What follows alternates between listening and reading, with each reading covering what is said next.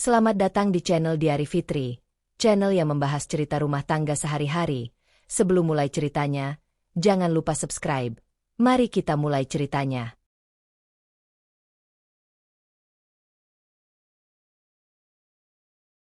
Udara malam terasa hangat ketika Erin melangkah masuk ke halaman rumah besar milik Bu Ratna. Rumah itu sudah lama terasa seperti tempat yang asing baginya. Meskipun secara resmi ia adalah menantu keluarga ini selama 5 tahun terakhir. Lampu-lampu teras menyala terang, dan suara percakapan keluarga Raka terdengar riuh dari dalam ruang makan. Erin berhenti sejenak sebelum masuk. Ia menarik napas pelan, mencoba menenangkan dirinya. Setiap kali makan malam keluarga seperti ini diadakan, selalu ada satu hal yang sama. Dirinya akan pulang dengan hati yang lebih berat. Begitu pintu dibuka, suara Bu Ratna langsung menyambutnya. "Kamu akhirnya datang juga," kata wanita parubaya itu dengan senyum yang terlihat ramah, tetapi nadanya selalu terasa dingin. "Kami hampir mulai tanpa kamu." Erin membalas dengan senyum sopan. "Iya, Bu. Tadi sedikit macet." Bu Ratna tidak menjawab. Ia hanya memandang Erin sekilas, seperti sedang menilai sesuatu yang tidak pernah benar-benar memuaskan hatinya. Di ruang makan, keluarga Raka sudah berkumpul. Dimas, kakak laki-laki Raka, duduk santai di ujung meja sambil memainkan sendoknya. Begitu melihat Erin, ia mengangkat alisnya tipis. "Wah, akhirnya sang istri direktur datang juga," ucapnya dengan nada yang terdengar seperti candaan, tapi terlalu tajam untuk disebut ramah. Erin tidak menanggapi. Ia sudah terlalu sering mendengar nada seperti itu. Pandangan Erin kemudian tertuju pada sosok lain yang duduk di sebelah Raka. Seorang wanita yang belum pernah ia lihat sebelumnya. Wanita itu mengenakan gaun sederhana namun elegan, rambutnya ditata rapi, dan cara duduknya menunjukkan kepercayaan diri yang tidak dibuat-buat. Saat Erin masuk, wanita itu menoleh dengan senyum tipis. Raka berdiri setengah bangkit dari kursinya. "Oh iya, hampir lupa memperkenalkan," katanya dengan nada santai. "Ini Livia. Dia partner baruku di proyek ekspansi perusahaan." Livia mengangguk kecil kepada Erin. "Senang bertemu denganmu," katanya dengan suara lembut. Erin membalas dengan sopan. "Sama." Namun ada sesuatu yang membuat dadanya terasa sedikit sesak. Cara Livia menatap Raka saat ia berbicara terlalu akrab untuk sekadar hubungan kerja. Erin menarik kursi di sisi lain meja dan duduk. Ia berusaha tidak terlalu memikirkan perasaan tidak nyaman yang muncul tiba-tiba itu. Makan malam dimulai. Bu Ratna yang memimpin percakapan. Seperti biasa, Raka cerita banyak tentang proyek barunya, katanya sambil menuangkan sup ke mangkuk Livia terlebih dahulu sebelum ke yang lain. "Katanya ide ekspansi itu banyak datang dari kamu ya, Livia?" Livia tersenyum rendah hati. "Kami hanya berdiskusi saja, Bu." Raka yang mengambil keputusan besar. Raka tersenyum puas mendengar itu. Bu Ratna mengangguk kagum. "Wanita seperti kamu ini yang saya suka. Mandiri, pintar, punya kontribusi jelas." Ia berhenti sebentar, lalu menoleh ke arah Erin. Beda dengan sebagian orang yang hanya ikut menikmati hasil kerja suaminya. Kalimat itu diucapkan ringan, seolah hanya candaan. Namun semua orang di meja tahu kepada siapa kalimat itu ditujukan. Dimas bahkan tertawa kecil. Erin menunduk sebentar, memotong makanannya perlahan. Kalimat itu bukan hal baru. Sudah bertahun-tahun ia mendengar versi yang berbeda dari hinaan yang sama. Yang tidak mereka ketahui adalah bahwa Erin sebenarnya mengurus sebagian besar laporan keuangan perusahaan Raka dari rumah. Banyak keputusan pengeluaran besar bahkan selalu melewati persetujuannya. Namun Raka tidak pernah mengatakan hal itu kepada keluarganya. Tidak sekalipun. Seolah keberadaan Erin memang lebih nyaman disembunyikan. Percakapan di meja terus berjalan. Bu Ratna terus memuji Livia. "Wanita sekarang harus seperti kamu," katanya. "Bisa berdiri sendiri, bukan hanya bergantung pada suami." Raka mengangguk setuju. "Iya, Liv memang hebat. Banyak ide bisnis yang dia bawa. Sekali lagi Erin mendengar kata-kata itu. Banyak ide bisnis. Dadanya terasa sedikit perih. Karena beberapa ide yang Raka banggakan itu sebenarnya berasal dari diskusi panjang mereka di rumah. Namun Erin tetap diam. Ia sudah belajar satu hal selama 5 tahun di keluarga ini. Melawan hanya akan membuat mereka semakin menikmati penderitaannya. Di tengah percakapan, Erin kembali melihat sesuatu. Saat Raka berbicara, Livia menatapnya dengan cara yang sangat fokus. Bukan hanya tertarik, tetapi seperti seseorang yang sudah terlalu nyaman berada di dekatnya. Raka juga terlihat santai, terlalu santai. Erin merasakan sesuatu bergerak pelan di dalam hatinya. Bukan kemarahan.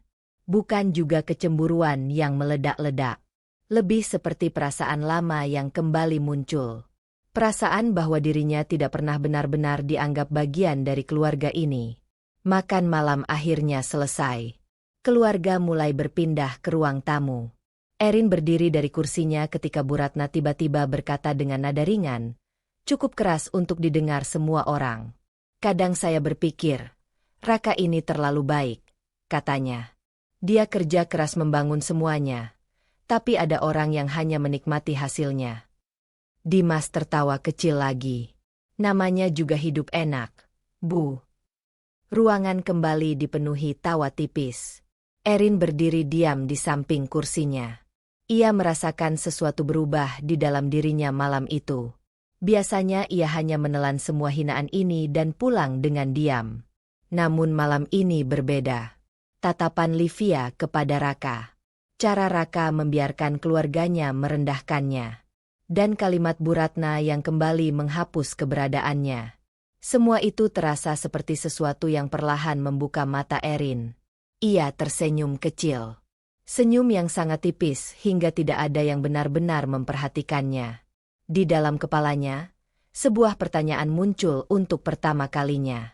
Jika suatu hari semua yang Raka banggakan itu hilang, apakah mereka masih akan tertawa seperti sekarang? Erin tidak mengatakan apapun. Namun malam itu, untuk pertama kalinya dalam bertahun-tahun, ia pulang dari rumah Bu Ratna dengan sebuah keputusan kecil yang belum pernah ia pikirkan sebelumnya. Ia harus mulai melihat kembali semua yang selama ini ia percayakan pada suaminya. Malam setelah makan keluarga itu, Erin tidak langsung tidur. Ia duduk di meja kerja kecil di sudut ruang tamu rumahnya, menatap layar laptop yang menampilkan laporan keuangan perusahaan milik Raka. Angka-angka yang selama ini terasa akrab kini terlihat berbeda di matanya. Biasanya Erin memeriksa laporan itu dengan rasa tanggung jawab sebagai istri yang membantu usaha suaminya. Tetapi sejak malam di rumah Bu Ratna, ada sesuatu yang berubah dalam cara ia memandang semuanya. Kalimat yang terus terngiang di kepalanya bukan hinaan Bu Ratna, melainkan kalimat Raka. Banyak ide bisnis yang dia bawa. Erin menutup laptop perlahan. Di luar rumah, suara mobil masuk ke halaman. Jarum jam menunjukkan hampir pukul 11 malam. Raka pulang. Pintu terbuka, dan Raka masuk dengan langkah ringan seolah hari itu berjalan sangat baik baginya. Ia melepaskan jasnya sambil melihat Erin yang masih duduk di ruang tamu. "Kamu belum tidur?" tanyanya. "Belum," jawab Erin singkat. Raka menuangkan air minum tanpa terlihat lelah sama sekali. "Meeting tadi panjang," katanya sambil duduk di kursi seberang Erin. "Proyek baru ini lumayan besar. Banyak yang harus dibicarakan." Erin memandangnya beberapa detik. "Dengan Livia?" Raka tidak terlihat terkejut mendengar nama itu. "Iya," jawabnya santai. "Dia yang pegang sebagian konsep ekspansinya." Nada suara itu terlalu ringan. Seolah kehadiran wanita itu dalam hidupnya adalah sesuatu yang sepenuhnya wajar. Erin mengangguk kecil, tetapi tidak mengatakan apa-apa lagi.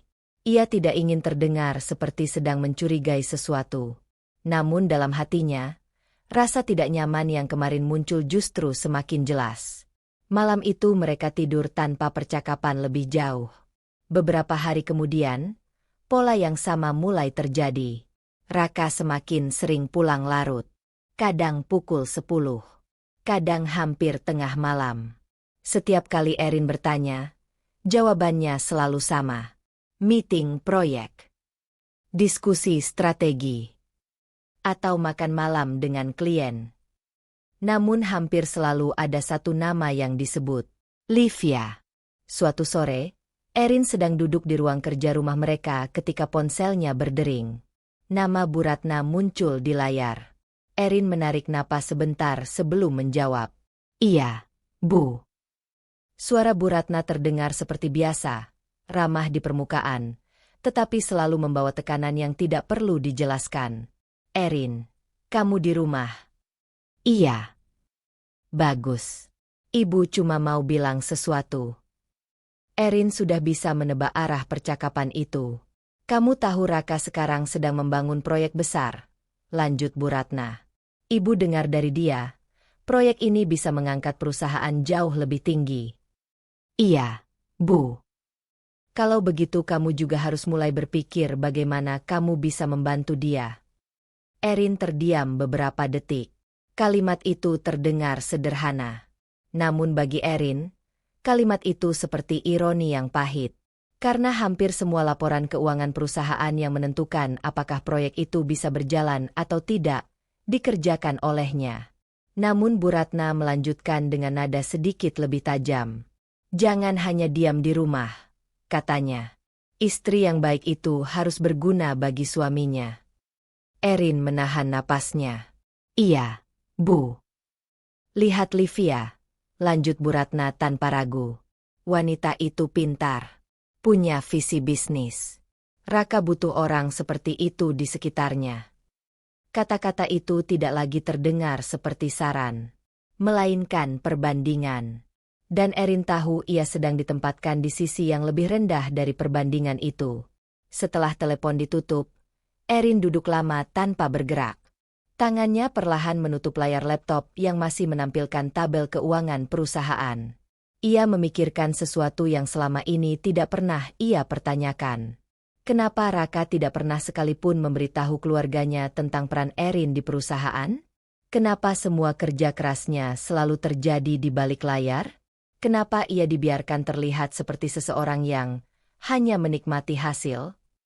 Malam itu Raka kembali pulang terlambat. Ketika masuk rumah, ia bahkan terlihat sedikit bersemangat. Kamu tahu, katanya sambil membuka kulkas. Diskusi tadi bagus sekali. Livia punya beberapa ide menarik untuk pengembangan cabang baru. Erin yang sedang menutup laptop menoleh perlahan. Cabang baru. Iya. Kita lagi bahas kemungkinan ekspansi ke 2 kota sekaligus. Erin menatapnya beberapa detik. Ia tahu angka-angka perusahaan lebih baik daripada siapapun. Ia tahu bahwa ekspansi sebesar itu sangat berisiko jika perencanaan keuangannya tidak tepat. Raka, kata Erin hati-hati. Untuk ekspansi sebesar itu, kita perlu evaluasi ulang cash flow perusahaan. Kalau terlalu cepat. Raka langsung memotong. Iya, nanti juga kita hitung. Nada suaranya tidak kasar, tetapi jelas tidak benar-benar mendengarkan. Seolah pendapat Erin hanyalah catatan kecil yang tidak terlalu penting dibandingkan diskusi besarnya dengan Livia. Erin tidak melanjutkan kalimatnya. Ia hanya menutup laptop sepenuhnya.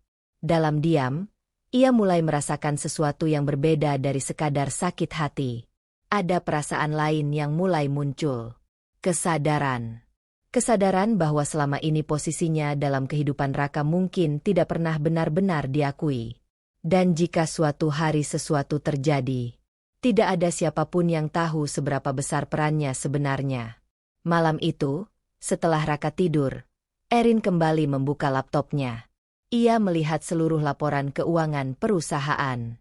Semua transaksi. Semua aset. Semua dokumen yang selama ini ia kelola sendiri.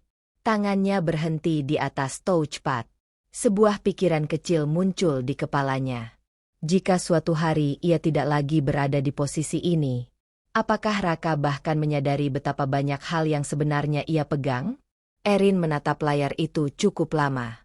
Lalu untuk pertama kalinya, Ia mulai membuka kembali semua dokumen perusahaan bukan sebagai istri yang membantu suami, melainkan sebagai seseorang yang mulai mempertimbangkan satu hal baru: melindungi dirinya sendiri.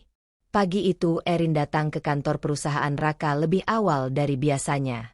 Gedung itu berdiri megah di pusat kota, sesuatu yang selalu dibanggakan Raka setiap kali berbicara tentang kesuksesannya. Namun bagi Erin, gedung itu lebih terasa seperti tempat kerja sunyi yang jarang diketahui orang bahwa ia juga memiliki peran di dalamnya. Ia tidak memiliki ruangan khusus dengan namanya di pintu. Tidak ada jabatan resmi yang terpampang di struktur perusahaan. Namun hampir semua laporan keuangan yang menentukan hidup mati bisnis itu pernah melewati tangannya. Begitulah cara Raka menginginkannya. Erin masuk melalui pintu samping yang biasa digunakan staf internal. Beberapa karyawan menyapanya dengan hormat, tetapi tidak terlalu mencolok. Mereka semua tahu Erin adalah istri pemilik perusahaan. Namun hanya beberapa orang yang tahu bahwa Erin juga orang yang sering memperbaiki laporan keuangan sebelum sampai ke meja Raka. Salah satunya adalah Bima. Bima adalah manajer keuangan perusahaan. Pria berusia awal 30-an itu sudah bekerja sejak perusahaan masih jauh lebih kecil. Ia orang yang paling sering berinteraksi dengan Erin ketika menyusun laporan keuangan. Ketika Erin masuk ruang kerja Bima, pria itu sudah duduk di depan komputer dengan beberapa berkas terbuka di mejanya. "Pagi, Bu Erin," sapa Bima sambil berdiri. Erin mengangguk ringan. "Pagi, Bima." Ia langsung duduk di kursi di seberang meja dan membuka laptopnya. "Laporan kuartal terakhir sudah kamu siapkan?" "Sudah," jawab Bima sambil mendorong beberapa berkas ke arahnya. "Tapi ada beberapa keputusan baru dari Pak Raka yang perlu kita cek lagi." Erin membuka file itu dengan cepat. Matanya bergerak membaca angka-angka dengan fokus yang sudah terbentuk dari kebiasaan bertahun-tahun. Beberapa menit pertama berjalan tenang. Lalu alis Erin perlahan berkerut. Ia melihat satu keputusan investasi baru yang cukup besar. Nilainya tidak kecil. Namun yang membuatnya berhenti bukan jumlahnya, melainkan fakta bahwa keputusan itu sudah berjalan tanpa pernah melewati evaluasi keuangan darinya. "Ini kapan diputuskan?" tanya Erin sambil menunjuk angka di layar. Bima sedikit ragu sebelum menjawab. "Sekitar 2 minggu lalu." "Kenapa tidak masuk ke laporan analisis sebelumnya?" Bima menghela napas kecil. "Karena keputusan itu langsung disetujui Pak Raka." Erin menatap layar beberapa detik lebih lama. Ia membuka beberapa file lain, lalu menemukan pola yang membuat perasaannya perlahan berubah. Bukan hanya satu keputusan. Ada beberapa transaksi besar lain yang juga tidak pernah melewati analisisnya. Semua terjadi dalam beberapa minggu terakhir. "Bima," kata Erin perlahan, "berapa banyak keputusan seperti ini?" Bima terdiam sebentar. Ia tampak seperti sedang mempertimbangkan seberapa jauh ia harus bicara. "Beberapa," jawabnya akhirnya. "Kebanyakan terkait proyek baru." Erin tahu proyek yang dimaksud. Proyek ekspansi yang sering dibicarakan Raka belakangan ini. Proyek yang hampir selalu melibatkan satu nama: Livia. Erin menutup laptopnya sebentar. Ia tidak marah. Tetapi ada rasa aneh yang mulai muncul di dalam dadanya. "Biasanya setiap keputusan besar selalu kita hitung dulu," katanya. "Kenapa sekarang tidak?" Bima menatap Erin dengan ekspresi yang sedikit canggung. "Bu Erin, boleh saya jujur?" Erin mengangguk. Bima menurunkan suaranya sedikit, seolah percakapan ini tidak seharusnya terdengar orang lain. "Sejujurnya, selama ini sebagian besar keputusan yang membuat perusahaan tetap stabil itu berasal dari perhitungan ibu." Erin tidak mengatakan apa-apa. Bima melanjutkan. "Pak Raka memang yang mengambil keputusan akhir, tapi perhitungan risikonya selalu dari ibu. Bahkan banyak investasi yang sebenarnya tidak jadi dilakukan karena analisis ibu menunjukkan risikonya terlalu besar." Erin tahu itu. Ia hanya tidak pernah mendengar orang lain mengatakannya secara langsung. Bima menatapnya dengan serius. "Kalau boleh jujur lagi, Beberapa keputusan yang sekarang diambil tanpa analisis ibu itu cukup berisiko. Kata-kata itu membuat ruangan terasa lebih sunyi. Erin kembali membuka laptopnya. Ia menelusuri angka-angka itu dengan lebih teliti. Dan semakin ia melihatnya, semakin jelas sesuatu bagi dirinya. Raka tidak hanya mengambil keputusan tanpa melibatkan dirinya. Ia juga mulai mengabaikan sistem yang selama ini menjaga perusahaan tetap stabil. Erin menutup file terakhir. Siapa yang menyarankan keputusan-keputusan ini? Tanyanya. Bima ragu sebentar. Sebagian dari diskusi proyek dengan Bu Livia. Nama itu kembali muncul. Erin tidak langsung bereaksi. Namun ada sesuatu yang terasa semakin jelas di dalam pikirannya. Selama ini ia selalu berpikir Raka menjauh darinya hanya karena kesibukan. Atau karena hubungan mereka mulai dingin seperti banyak pernikahan lainnya. Tetapi sekarang, ia mulai melihat pola yang berbeda. Raka bukan hanya menjauh sebagai suami. Ia juga mulai menjauh dari Erin sebagai orang yang selama ini menjaga fondasi bisnisnya. Seolah peran Erin sedang perlahan digantikan. Bima, kata Erin akhirnya. Iya. Mulai sekarang semua laporan tetap kirim ke saya seperti biasa. Bima langsung mengangguk. Tentu, Bu. Erin berdiri dari kursinya. Namun sebelum keluar ruangan, ia berhenti sebentar. Dan kalau ada keputusan baru dari Pak Raka, lanjutnya pelan, tolong beritahu saya juga. Baik, Bu.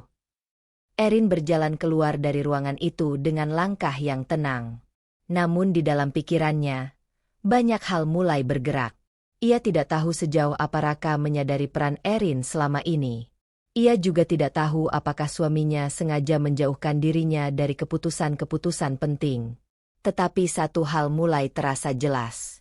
Jika suatu hari Raka benar-benar berhenti melibatkan dirinya dalam bisnis itu, maka Erin harus memastikan bahwa dirinya tidak lagi berada dalam posisi yang sepenuhnya bergantung pada keputusan orang lain.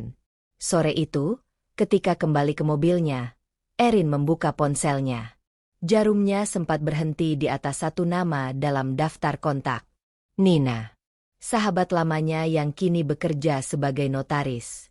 Erin tidak langsung menekan tombol panggil. Namun untuk pertama kalinya, pikiran itu muncul dengan sangat nyata di kepalanya. Mungkin sudah waktunya ia mulai memahami dengan jelas siapa sebenarnya yang memiliki semua yang selama ini mereka bangun. Sore itu hujan turun tipis ketika Erin akhirnya menekan tombol panggil pada nama Nina di ponselnya. Nama itu sudah lama tidak ia hubungi untuk percakapan serius. Biasanya mereka hanya saling mengirim pesan singkat tentang kehidupan masing-masing. Namun kali ini Erin merasa ada sesuatu yang tidak bisa ia simpan sendiri. Telepon tersambung pada dering ketiga. Erin? Suara Nina terdengar sedikit terkejut. Tumben menelepon. Ada apa? Erin menatap jalan yang basah dari balik kaca mobilnya yang terparkir di tepi jalan dekat kantor. Ia sempat ragu sebelum menjawab. Kamu masih di kantor? Masih. Ada beberapa dokumen yang harus selesai hari ini, jawab Nina. Lalu suaranya berubah sedikit lebih serius. Kenapa? Kedengarannya kamu lagi butuh bicara. Erin terdiam sejenak. Boleh aku datang? Nina tidak banyak bertanya lagi. Datang saja.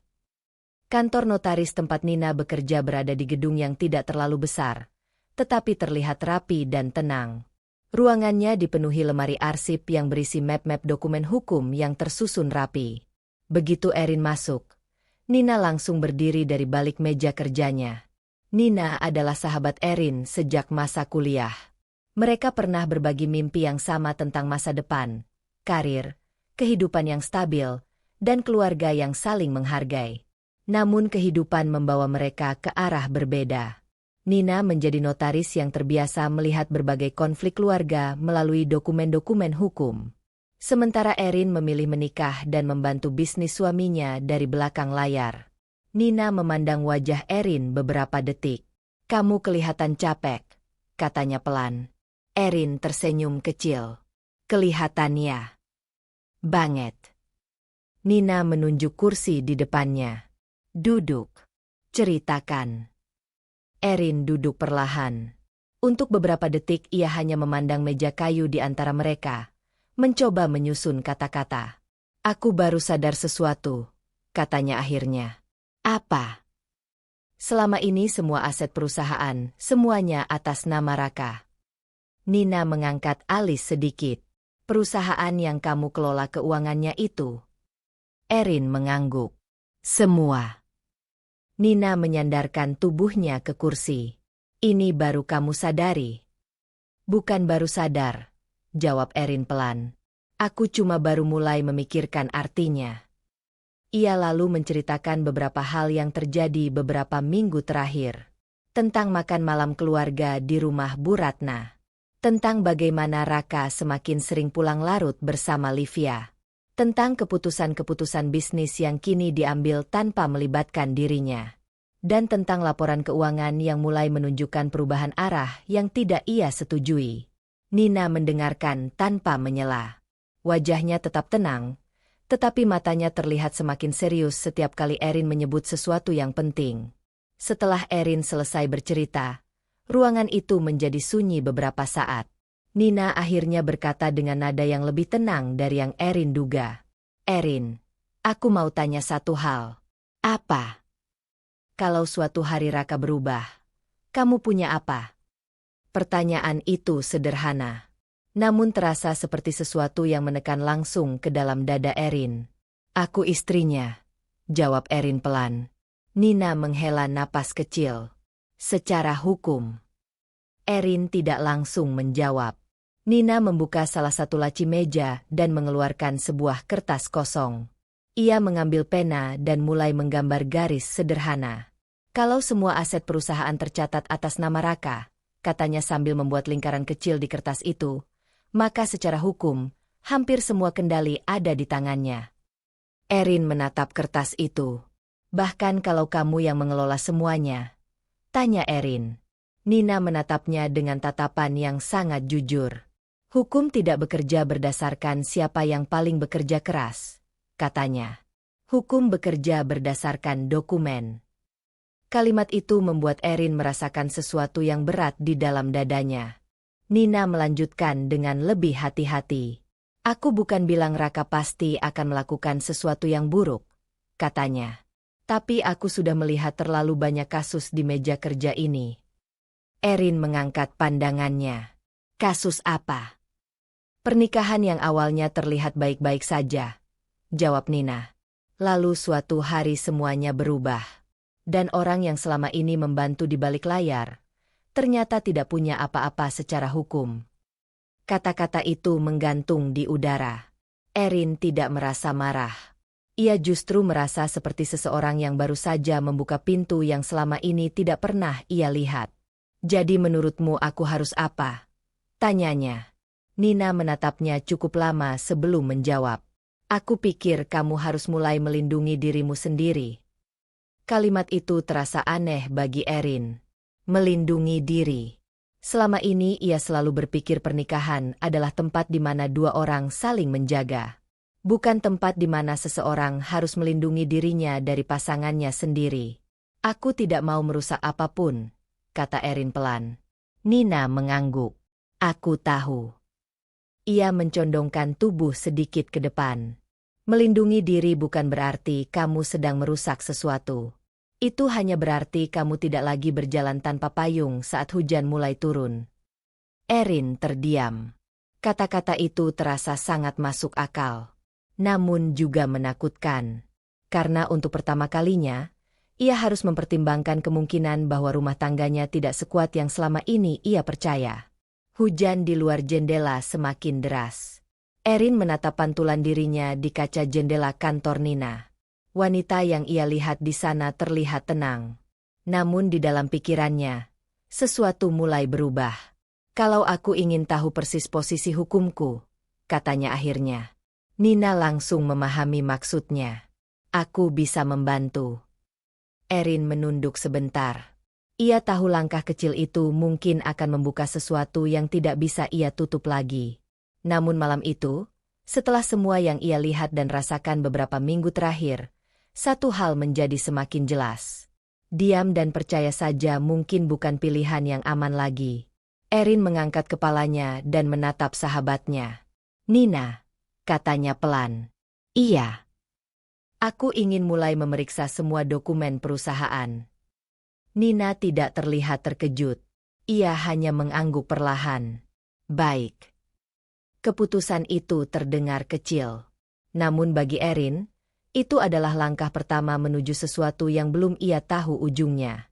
Dan untuk pertama kalinya sejak menikah dengan Raka, Erin mulai melihat masa depan bukan hanya sebagai seorang istri, tetapi sebagai seseorang yang harus memastikan dirinya tidak lagi berdiri tanpa perlindungan. Keputusan yang Erin buat di kantor Nina 2 hari lalu masih terasa seperti gema yang terus berulang di dalam pikirannya. Bukan keputusan yang besar di mata orang lain.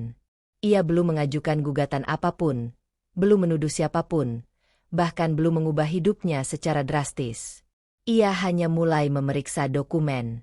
Namun bagi Erin, langkah kecil itu seperti membuka pintu menuju ruang yang selama ini tidak pernah ia berani masuki.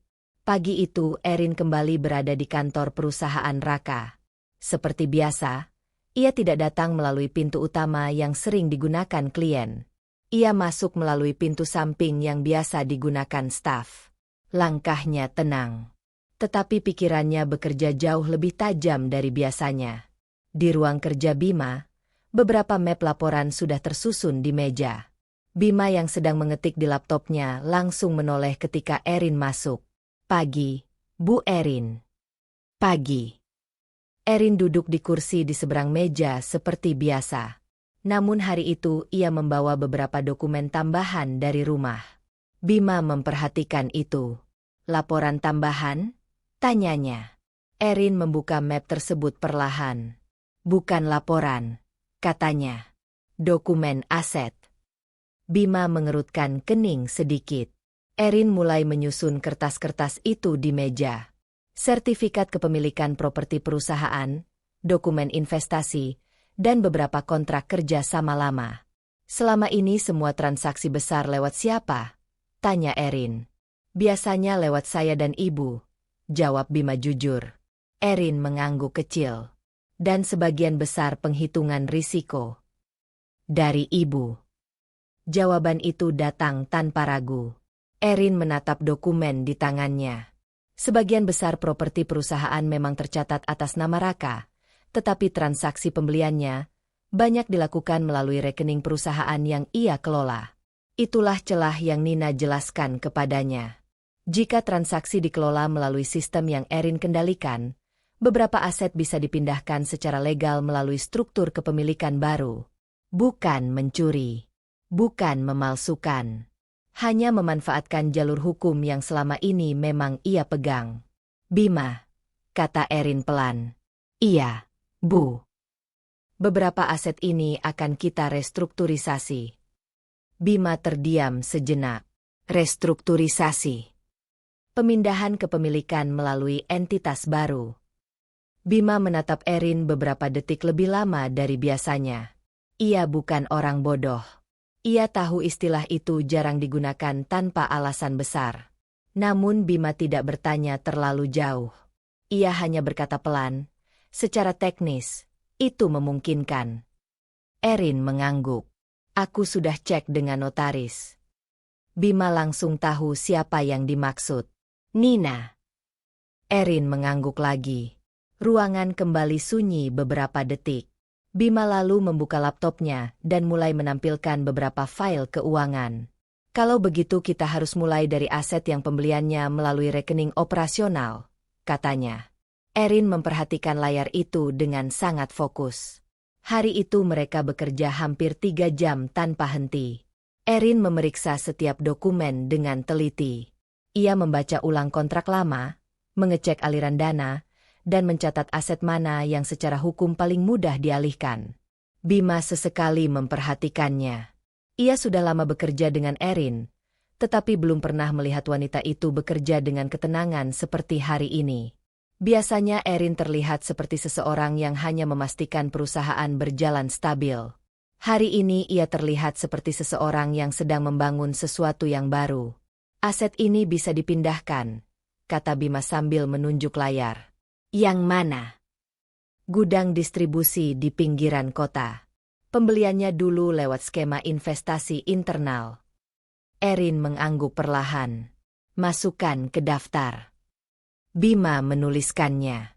Beberapa menit kemudian ia berkata lagi, properti kantor cabang lama juga bisa. Erin menandai dokumen itu. Setiap tanda kecil di kertas terasa seperti langkah yang semakin jauh dari kehidupan yang selama ini ia jalani.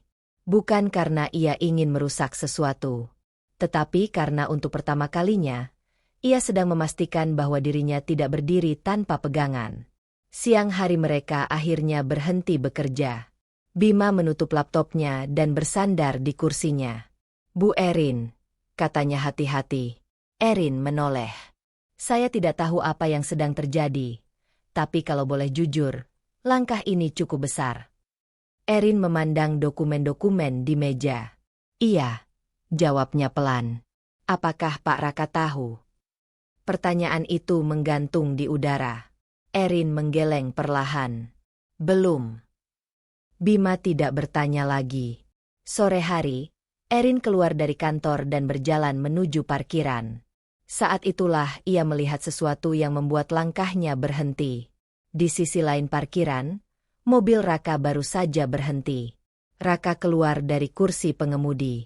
Dan dari kursi penumpang. Livia turun. Mereka tidak terlihat seperti dua orang yang baru selesai rapat. Mereka terlihat terlalu santai. Terlalu akrab.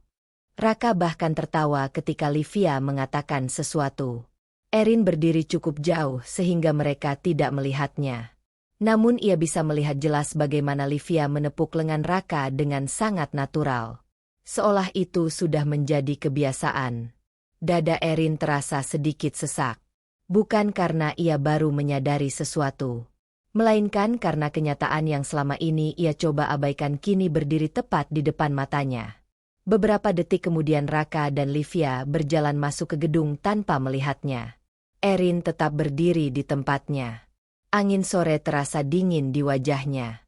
Ia membuka tasnya dan melihat map dokumen yang tadi ia bawa dari kantor Bima. Di dalamnya ada daftar aset pertama yang akan dipindahkan. Tangannya memegang map itu sedikit lebih erat. Beberapa hari lalu keputusan ini masih terasa seperti kemungkinan. Namun setelah apa yang baru saja ia lihat, Erin merasakan sesuatu yang berubah di dalam dirinya. Ia masuk ke mobilnya. Lalu sebelum menyalakan mesin, ia mengambil ponselnya dan membuka pesan dari Nina yang tadi siang masuk. Kalau dokumen pertama sudah siap, kita bisa mulai prosesnya minggu ini. Erin membaca pesan itu beberapa detik. Kemudian ia mengetik balasan singkat. Kita mulai besok. Pesan itu terkirim. Dan untuk pertama kalinya, Erin menyadari bahwa langkah yang ia ambil tidak lagi sekadar rencana. Ia sudah benar-benar memulainya.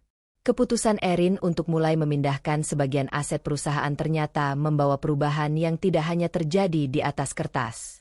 Dalam beberapa hari terakhir, hidupnya terasa seperti berjalan di dua jalur berbeda.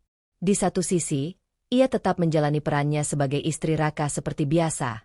Tenang, tidak banyak bertanya, dan tidak menunjukkan apapun yang mencurigakan. Di sisi lain, hampir setiap hari ia berkomunikasi dengan Nina untuk memeriksa dokumen-dokumen baru yang sedang diproses secara legal. Semua berjalan sangat hati-hati.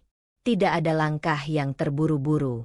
Erin tahu kesalahan sekecil apapun bisa menimbulkan pertanyaan yang belum siap ia jawab.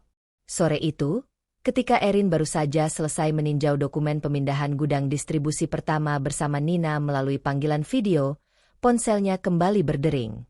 Nama Bu Ratna muncul di layar. Erin menatap nama itu beberapa detik sebelum menjawab. Iya, Bu. Suara Bu Ratna terdengar langsung, seperti biasa, tanpa basa-basi. Malam ini kamu datang ke rumah. Ya. Kenapa, Bu? Ada makan malam keluarga. Dimas juga datang. Erin menahan napas kecil. Dimas, kakak laki-laki Raka, jarang hadir kecuali ada sesuatu yang ingin ia komentari atau manfaatkan. Iya, Bu. Saya datang. Bu Ratna tidak menambahkan apa-apa lagi sebelum menutup telepon. Malam itu rumah Bu Ratna kembali dipenuhi lampu terang dan suara percakapan keluarga. Erin datang sedikit lebih awal dari biasanya. Ia berharap setidaknya bisa berbicara sebentar dengan Raka sebelum yang lain datang. Namun ketika pintu dibuka oleh pembantu rumah tangga, Erin langsung menyadari sesuatu. Raka belum ada. Sebaliknya, Dimas sudah duduk santai di ruang tamu bersama Bu Ratna. Dimas mengangkat alis ketika melihat Erin masuk. "Wah, menantu kesayangan Mama datang juga," katanya dengan senyum tipis yang selalu terasa seperti sindiran. Erin hanya membalas dengan senyum sopan. Bu Ratna memandang Erin dari ujung kepala sampai kaki. "Kamu datang sendirian?" "Iya, Bu. Raka belum pulang dari kantor." Bu Ratna mendengus kecil. "Aneh." Erin tidak langsung menanggapi. Bu Ratna melanjutkan dengan nada yang sengaja dibuat ringan. "Padahal kemarin dia datang ke sini." Erin mengangkat pandangannya. "Ke sini?" "Iya," jawab Bu Ratna santai. "Makan malam juga." Dimas tertawa kecil di sampingnya. "Sering malah," katanya. "Beberapa kali belakangan ini." Erin merasakan sesuatu seperti tekanan kecil di dadanya. "Dengan siapa?" tanyanya pelan. Dimas menyandarkan tubuhnya ke sofa. "Dengan Livia." Kalimat itu diucapkan dengan nada yang terlalu santai. Seolah itu hal yang sepenuhnya normal. Erin tidak bergerak selama beberapa detik. Ia berusaha mencerna kalimat itu dengan tenang. Raka datang ke rumah ibunya. Makan malam bersama keluarga. Dan membawa Livia. Tanpa pernah mengatakan apapun kepadanya. Bu Ratna menatap Erin dengan tatapan yang sulit dijelaskan. Bukan sekadar sinis. Lebih seperti seseorang yang sedang menguji reaksi. "Livia itu wanita yang menyenangkan," katanya. "Pintar bicara, tahu cara membawa diri." Dimas mengangguk setuju. Setidaknya dia punya sesuatu untuk ditawarkan. Erin tahu kalimat itu tidak berhenti di situ. Dan benar saja. Bu Ratna melanjutkan dengan nada yang lebih dingin. "Kadang ibu berpikir, Raka ini terlalu sabar." Ruangan menjadi sedikit lebih sunyi. 5 tahun menikah, lanjut Bu Ratna, tapi kamu tidak memberi dia anak. Kalimat itu jatuh seperti batu yang dilempar pelan ke permukaan air. Tidak keras, namun cukup untuk membuat gelombang yang terasa sampai jauh. Erin menahan napasnya. Ia sudah pernah mendengar sindiran tentang hal itu sebelumnya. Namun malam ini terasa berbeda. Karena sekarang ia tahu bahwa di saat yang sama, Raka justru membawa wanita lain ke rumah ini. Bu Ratna belum selesai. Kalau tidak bisa memberi keturunan, katanya, setidaknya istri harus bisa membawa keuntungan lain untuk keluarga. Dimas tersenyum tipis. "Kontribusi, misalnya." Erin menatap mereka berdua. Di dalam hatinya ada banyak hal yang ingin ia katakan. Tentang bagaimana ia yang menjaga keuangan perusahaan tetap stabil. Tentang bagaimana sebagian besar keputusan investasi yang membuat bisnis Raka bertahan berasal dari analisisnya. Tentang bagaimana keluarga ini sebenarnya sudah menikmati hasil kerja yang tidak pernah mereka akui. Namun Erin tidak mengatakan apapun. Ia hanya menarik kursi dan duduk perlahan. Beberapa menit kemudian pintu depan terbuka. Raka masuk ke dalam rumah dengan langkah santai. Ketika melihat Erin sudah duduk di ruang makan, ia terlihat sedikit terkejut. "Oh, kamu sudah sampai." Nada suaranya terdengar terlalu biasa. Seolah tidak ada sesuatu yang aneh tentang fakta bahwa istrinya baru mengetahui ia sering datang ke rumah ini tanpa memberitahunya. Erin memandangnya beberapa detik. "Iya," jawabnya singkat. Raka tidak terlihat merasa bersalah. Ia hanya duduk di kursinya seperti biasa dan mulai berbicara tentang pekerjaannya. Tentang proyek baru. Tentang ide-ide ekspansi. Dan seperti beberapa minggu terakhir, nama Livia kembali muncul dalam ceritanya. Erin mendengarkan semuanya dengan tenang. Namun malam itu, sesuatu di dalam dirinya berubah sedikit lagi. Luka yang sebelumnya terasa seperti perasaan pribadi kini mulai terlihat seperti pola yang jelas. Ia tidak hanya diabaikan. Ia juga sedang digantikan. Setelah makan malam selesai, Erin berdiri dan berpamitan lebih awal. Di luar rumah, udara malam terasa lebih dingin dari biasanya. Erin berjalan menuju mobilnya dengan langkah tenang. Ia tidak menangis, tidak marah. Namun pikirannya bekerja sangat jernih. Ketika sampai di mobil, ia membuka tasnya dan melihat map dokumen yang selalu ia bawa beberapa hari terakhir. Di dalamnya ada daftar aset berikutnya yang bisa dipindahkan. Tangannya menyentuh kertas itu perlahan. Malam itu, untuk pertama kalinya sejak semua ini dimulai, Erin membuat satu keputusan kecil yang lebih berani dari sebelumnya. Ia akan mempercepat prosesnya. Sejak malam di rumah Bu Ratna, Erin tidak lagi melihat semuanya dengan cara yang sama. Ia masih menjalani rutinitas yang tampak normal. Datang ke kantor, memeriksa laporan bersama Bima, sesekali makan malam bersama Raka di rumah. Dari luar, tidak ada yang terlihat berubah. Namun di dalam dirinya, setiap percakapan kini terasa seperti potongan kecil dari sesuatu yang sedang ia susun. Ia tidak lagi mendengarkan Raka sebagai seorang istri yang menunggu perhatian. Ia mulai mendengarkan sebagai seseorang yang sedang mengamati. Malam itu Erin keluar dari kantor lebih lambat dari biasanya. Ia baru saja menyelesaikan pengecekan dokumen pemindahan 2 aset lagi bersama Nina melalui telepon. Prosesnya berjalan bersih dan legal, tetapi membutuhkan ketelitian. Ketika mobilnya berhenti di lampu merah dekat sebuah restoran yang cukup terkenal di pusat kota, Erin awalnya tidak memperhatikan apapun di sekitarnya. Namun saat lampu berubah hijau dan mobil di depannya bergerak, pandangannya secara tidak sengaja tertuju ke arah jendela kaca restoran itu. Dan di sanalah ia melihatnya. Raka. Ia duduk di salah satu meja dekat jendela. Di depannya duduk Livia. Erin tidak langsung mengalihkan pandangan. Ia memperlambat mobilnya sedikit, lalu berhenti di sisi jalan. Dari luar, pemandangan itu terlihat sangat jelas melalui kaca besar restoran. Raka tidak mengenakan jas kerja seperti biasanya. Ia terlihat santai, bahkan sesekali tertawa kecil. Livia juga tidak terlihat seperti sedang menghadiri pertemuan bisnis. Gaunnya sederhana, tetapi elegan, dan sikapnya jauh lebih santai daripada yang pernah Erin lihat di kantor. Tidak ada laptop di meja mereka. Tidak ada dokumen. Hanya 2 gelas minuman dan beberapa piring kecil di tengah meja. Mereka sedang makan malam. Bersama. Bukan sebagai rekan kerja. Erin memandangi mereka cukup lama. Ada bagian dalam dirinya yang menunggu sesuatu. Mungkin penjelasan. Mungkin tanda bahwa ia salah paham. Namun yang ia lihat justru semakin jelas. Ketika Livia mengatakan sesuatu, Raka tertawa dengan cara yang tidak pernah ia lakukan di rumah akhir-akhir ini.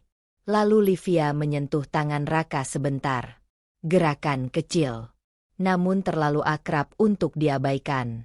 Erin merasakan sesuatu bergerak di dalam dadanya. Aneh ya, itu bukan ledakan emosi. Bukan kemarahan. Bukan juga tangisan yang ingin keluar. Justru sesuatu yang jauh lebih tenang. Seperti seseorang yang akhirnya melihat potongan terakhir dari teka-teki yang sudah lama ia susun. Ia tidak turun dari mobil. Tidak masuk ke restoran. Tidak membuat keributan seperti yang mungkin dilakukan orang lain dalam situasi yang sama. Erin hanya memandangi mereka beberapa detik lagi. Lalu ia menyalakan kembali mobilnya dan pergi. Perjalanan pulang terasa lebih sunyi dari biasanya. Lampu-lampu kota berlalu di luar jendela mobil, tetapi pikiran Erin terasa sangat jernih. Ia mengingat kembali semua yang terjadi dalam beberapa bulan terakhir. Raka pulang larut. Nama Livia yang semakin sering disebut. Makan malam keluarga yang ternyata juga dihadiri wanita itu tanpa sepengetahuannya. Dan sekarang, restoran itu. Semua potongan akhirnya menyatu. Ketika Erin sampai di rumah, lampu ruang tamu masih mati. Raka jelas belum pulang. Ia masuk tanpa menyalakan televisi atau melakukan apapun. Langkahnya langsung menuju meja kerja kecil di sudut ruangan. Laptopnya masih ada di sana. Erin membuka tasnya dan mengeluarkan map dokumen yang beberapa minggu terakhir selalu ia bawa. Daftar aset yang sudah dipindahkan. Daftar yang masih tersisa. Selama ini ia memindahkan semuanya dengan ritme yang sangat hati-hati. Ia tidak ingin menarik perhatian siapapun terlalu cepat. Namun malam ini sesuatu berubah. Erin membuka laptopnya dan mulai memeriksa daftar aset yang belum diproses. Masih ada beberapa properti, beberapa investasi, dan satu rekening cadangan perusahaan yang jarang diperhatikan. Ia membaca semuanya dengan teliti. Setiap angka, setiap dokumen. Tangannya bergerak cepat di keyboard, membuat catatan baru yang jauh lebih rinci daripada sebelumnya. Beberapa menit kemudian ponselnya bergetar. Pesan dari Nina. Dokumen gudang kedua sudah selesai diproses hari ini. Erin menatap pesan itu sebentar. Lalu ia mengetik balasan. Kita percepat semuanya. Balasan Nina datang hampir langsung. Maksudmu? Erin melihat kembali daftar aset yang tersisa di layar laptop. Ia memikirkan restoran itu. Tangan Livia di atas tangan Raka. Dan cara Raka tertawa. Erin menarik napas panjang sebelum mengetik. Aku ingin semua yang tersisa selesai secepatnya. Beberapa detik berlalu sebelum Nina membalas lagi. Itu langkah besar. Erin. Erin menatap layar laptopnya. Selama ini ia masih memberi ruang pada kemungkinan bahwa semuanya hanya salah paham. Namun malam ini ruang itu sudah hilang. Ia mengetik satu kalimat terakhir. Aku tidak ingin terlambat. Pesan itu terkirim. Beberapa menit kemudian, Erin membuka folder baru di laptopnya dan mulai menyusun rencana pemindahan aset yang tersisa. Di luar rumah, suara mobil Raka akhirnya terdengar masuk ke halaman. Namun Erin tidak menoleh. Untuk pertama kalinya sejak semua ini dimulai, ia tidak lagi bekerja hanya untuk melindungi dirinya. Ia sedang memastikan bahwa ketika waktunya tiba, ia tidak akan menjadi orang yang kehilangan segalanya. Beberapa hari setelah malam di restoran itu, kehidupan Erin terlihat berjalan seperti biasa. Raka tetap pulang larut dengan alasan pekerjaan. Kadang ia menyebut rapat, kadang makan malam dengan klien, dan kadang diskusi strategi dengan Livia. Tidak ada penjelasan yang lebih dari itu. Erin juga tidak lagi bertanya. Bagi Raka, perubahan itu mungkin terasa seperti ketenangan. Ia tidak lagi harus menjelaskan banyak hal kepada istrinya. Namun bagi Erin, diamnya bukan tanda menyerah. Diamnya adalah jarak yang ia bangun. Proses pemindahan aset yang ia percepat bersama Nina mulai berjalan satu persatu. Beberapa properti sudah selesai dialihkan melalui skema perusahaan baru yang ia dirikan secara legal. Beberapa investasi lain masih dalam tahap dokumen. Semua berjalan tanpa menimbulkan kecurigaan. Namun semakin jauh Erin melangkah, semakin ia merasakan beban yang tidak ringan di dalam dirinya. Bukan karena takut, melainkan karena semua ini berarti satu hal yang tidak pernah ia bayangkan sebelumnya. Bahwa ia benar-benar sedang mempersiapkan diri untuk kemungkinan hidup tanpa Raka. Siang itu, Erin memutuskan pergi mengunjungi rumah ayahnya.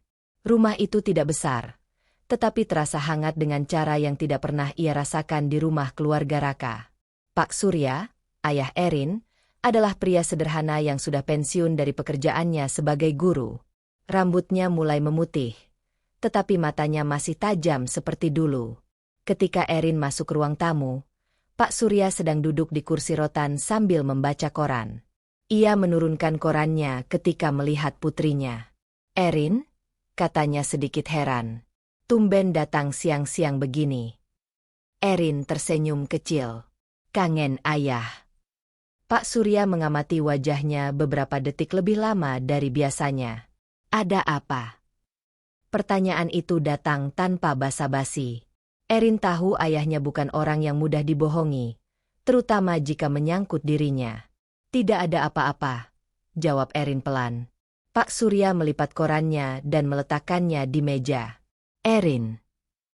Nada suaranya tidak keras, tetapi cukup membuat Erin menoleh. Ayah mungkin sudah tua, katanya, tapi ayah masih bisa melihat kalau anak ayah sedang memikirkan sesuatu yang berat. Erin menunduk sebentar. Ia tidak berniat menceritakan semuanya. Bukan karena tidak percaya pada ayahnya, tetapi karena beberapa hal masih terlalu rumit untuk dijelaskan. Namun ia juga tidak ingin sepenuhnya berbohong. Ayah, kata Erin akhirnya, kalau seseorang terlalu lama diam, apa itu berarti dia lemah? Pak Surya menatapnya dengan serius. Tidak selalu. Lalu apa? Kadang itu berarti dia sedang menahan sesuatu sampai waktunya tepat. Erin mengangkat pandangannya. Aku selama ini terlalu banyak diam, katanya pelan. Pak Surya tidak langsung menjawab. Ia tahu menantunya, Raka, bukan pria yang buruk di permukaan. Namun sejak awal ia juga melihat sesuatu dalam keluarga itu yang tidak pernah benar-benar membuatnya tenang. Raka menyakitimu? Tanyanya akhirnya. Erin tidak menjawab langsung. Ia hanya berkata dengan hati-hati, aku hanya mulai melihat banyak hal yang dulu tidak aku perhatikan. Pak Surya menunggu. Namun Erin tidak melanjutkan cerita tentang restoran, tentang Livia, atau tentang rencana pemindahan aset yang sedang ia lakukan. Sebaliknya ia berkata sesuatu yang lebih sederhana. Aku sedang menyiapkan sesuatu, kata Erin. Menyiapkan apa? Agar aku tidak lagi diinjak. Ruangan menjadi sunyi beberapa detik. Pak Surya menatap putrinya cukup lama. Ia mengenal Erin sejak kecil. Erin bukan tipe orang yang mudah mengeluh atau mencari masalah. Jika ia sampai berkata seperti itu, berarti sesuatu memang sudah melewati batas yang bisa ia terima. Namun Pak Surya tidak langsung bertanya lebih jauh. Ia hanya menghela napas pelan. Erin. Iya, ya. Ayah tidak tahu apa yang sedang kamu lakukan, katanya pelan. Dan mungkin kamu memang belum siap menceritakannya. Erin terdiam. Tapi ayah cuma ingin bilang satu hal. Erin menatapnya. Jangan kehilangan harga dirimu. Kalimat itu sederhana. Namun terasa seperti sesuatu yang menembus langsung ke dalam hati Erin. Selama bertahun-tahun ia menahan banyak hal demi menjaga pernikahannya tetap utuh. Ia menelan hinaan dari Bu Ratna. Ia membiarkan dirinya terlihat seperti istri yang tidak berkontribusi. Ia bahkan mencoba memahami jarak yang semakin besar antara dirinya dan Raka. Namun di titik tertentu, harga diri memang mulai terasa seperti sesuatu yang harus diselamatkan. Ayah tidak pernah mengajarkan kamu untuk bertahan di tempat yang terus merendahkanmu, lanjut Pak Surya. Erin menunduk. Aku tahu. Pak Surya kemudian tersenyum kecil. Tapi ayah juga tahu kamu bukan orang yang gegabah. Erin mengangguk. Aku tidak gegabah. Yah. Ia berhenti sebentar sebelum melanjutkan dengan nada yang jauh lebih tenang. Aku hanya sedang memastikan sesuatu. Pak Surya tidak bertanya apa maksudnya. Ia hanya menepuk pelan punggung tangan putrinya. Kalau begitu lakukan dengan hati yang tetap bersih. Erin tersenyum tipis. Percakapan itu tidak memberi solusi langsung. Namun sesuatu di dalam dirinya terasa lebih kuat setelah mendengar kata-kata ayahnya. Sore itu, ketika Erin kembali ke mobilnya, ia membuka ponselnya. Ada pesan dari Nina. Dokumen properti cabang lama sudah hampir selesai. Tinggal satu tanda tangan lagi. Erin membaca pesan itu perlahan. Ia mengingat kata-kata ayahnya. Jangan kehilangan harga dirimu. Erin mengetik balasan singkat. Kita selesaikan minggu ini. Pesan itu terkirim. Dan ketika Erin menyalakan mobilnya, ia menyadari satu hal baru yang mulai terbentuk di dalam dirinya. Selama ini ia melakukan semua ini sebagai bentuk perlindungan. Namun sekarang, ia mulai melihat langkah-langkah itu sebagai jalan keluar yang nyata. Beberapa minggu terakhir berjalan cepat bagi Erin. Dokumen demi dokumen berpindah tangan melalui proses yang rapi. Nina memastikan semua jalur hukum aman, sementara Erin memeriksa setiap detailnya dengan kesabaran yang hampir dingin. Aset yang dulu terasa seperti bagian dari kehidupan rumah tangganya kini berubah menjadi angka, tanda tangan, dan stempel resmi. Satu persatu berpindah. Gudang distribusi. Properti cabang lama. Beberapa investasi yang dulu dibeli melalui rekening operasional perusahaan. Tidak ada yang mencurigakan di permukaan. Semua terlihat seperti restrukturisasi bisnis yang biasa terjadi. Namun ada seseorang yang mulai memperhatikan perubahan kecil itu. Dimas. Sebagai kakak Raka, Dimas tidak pernah benar-benar terlibat langsung dalam operasional perusahaan. Ia lebih sering muncul ketika ada keuntungan yang bisa ia komentari, atau ketika ingin menunjukkan bahwa dirinya juga memahami bisnis keluarga. Namun Dimas memiliki satu kebiasaan yang membuatnya berbahaya. Ia suka memperhatikan celah. Sore itu di kantor perusahaan, Dimas duduk di ruang kerja Raka sambil memutar kursi perlahan.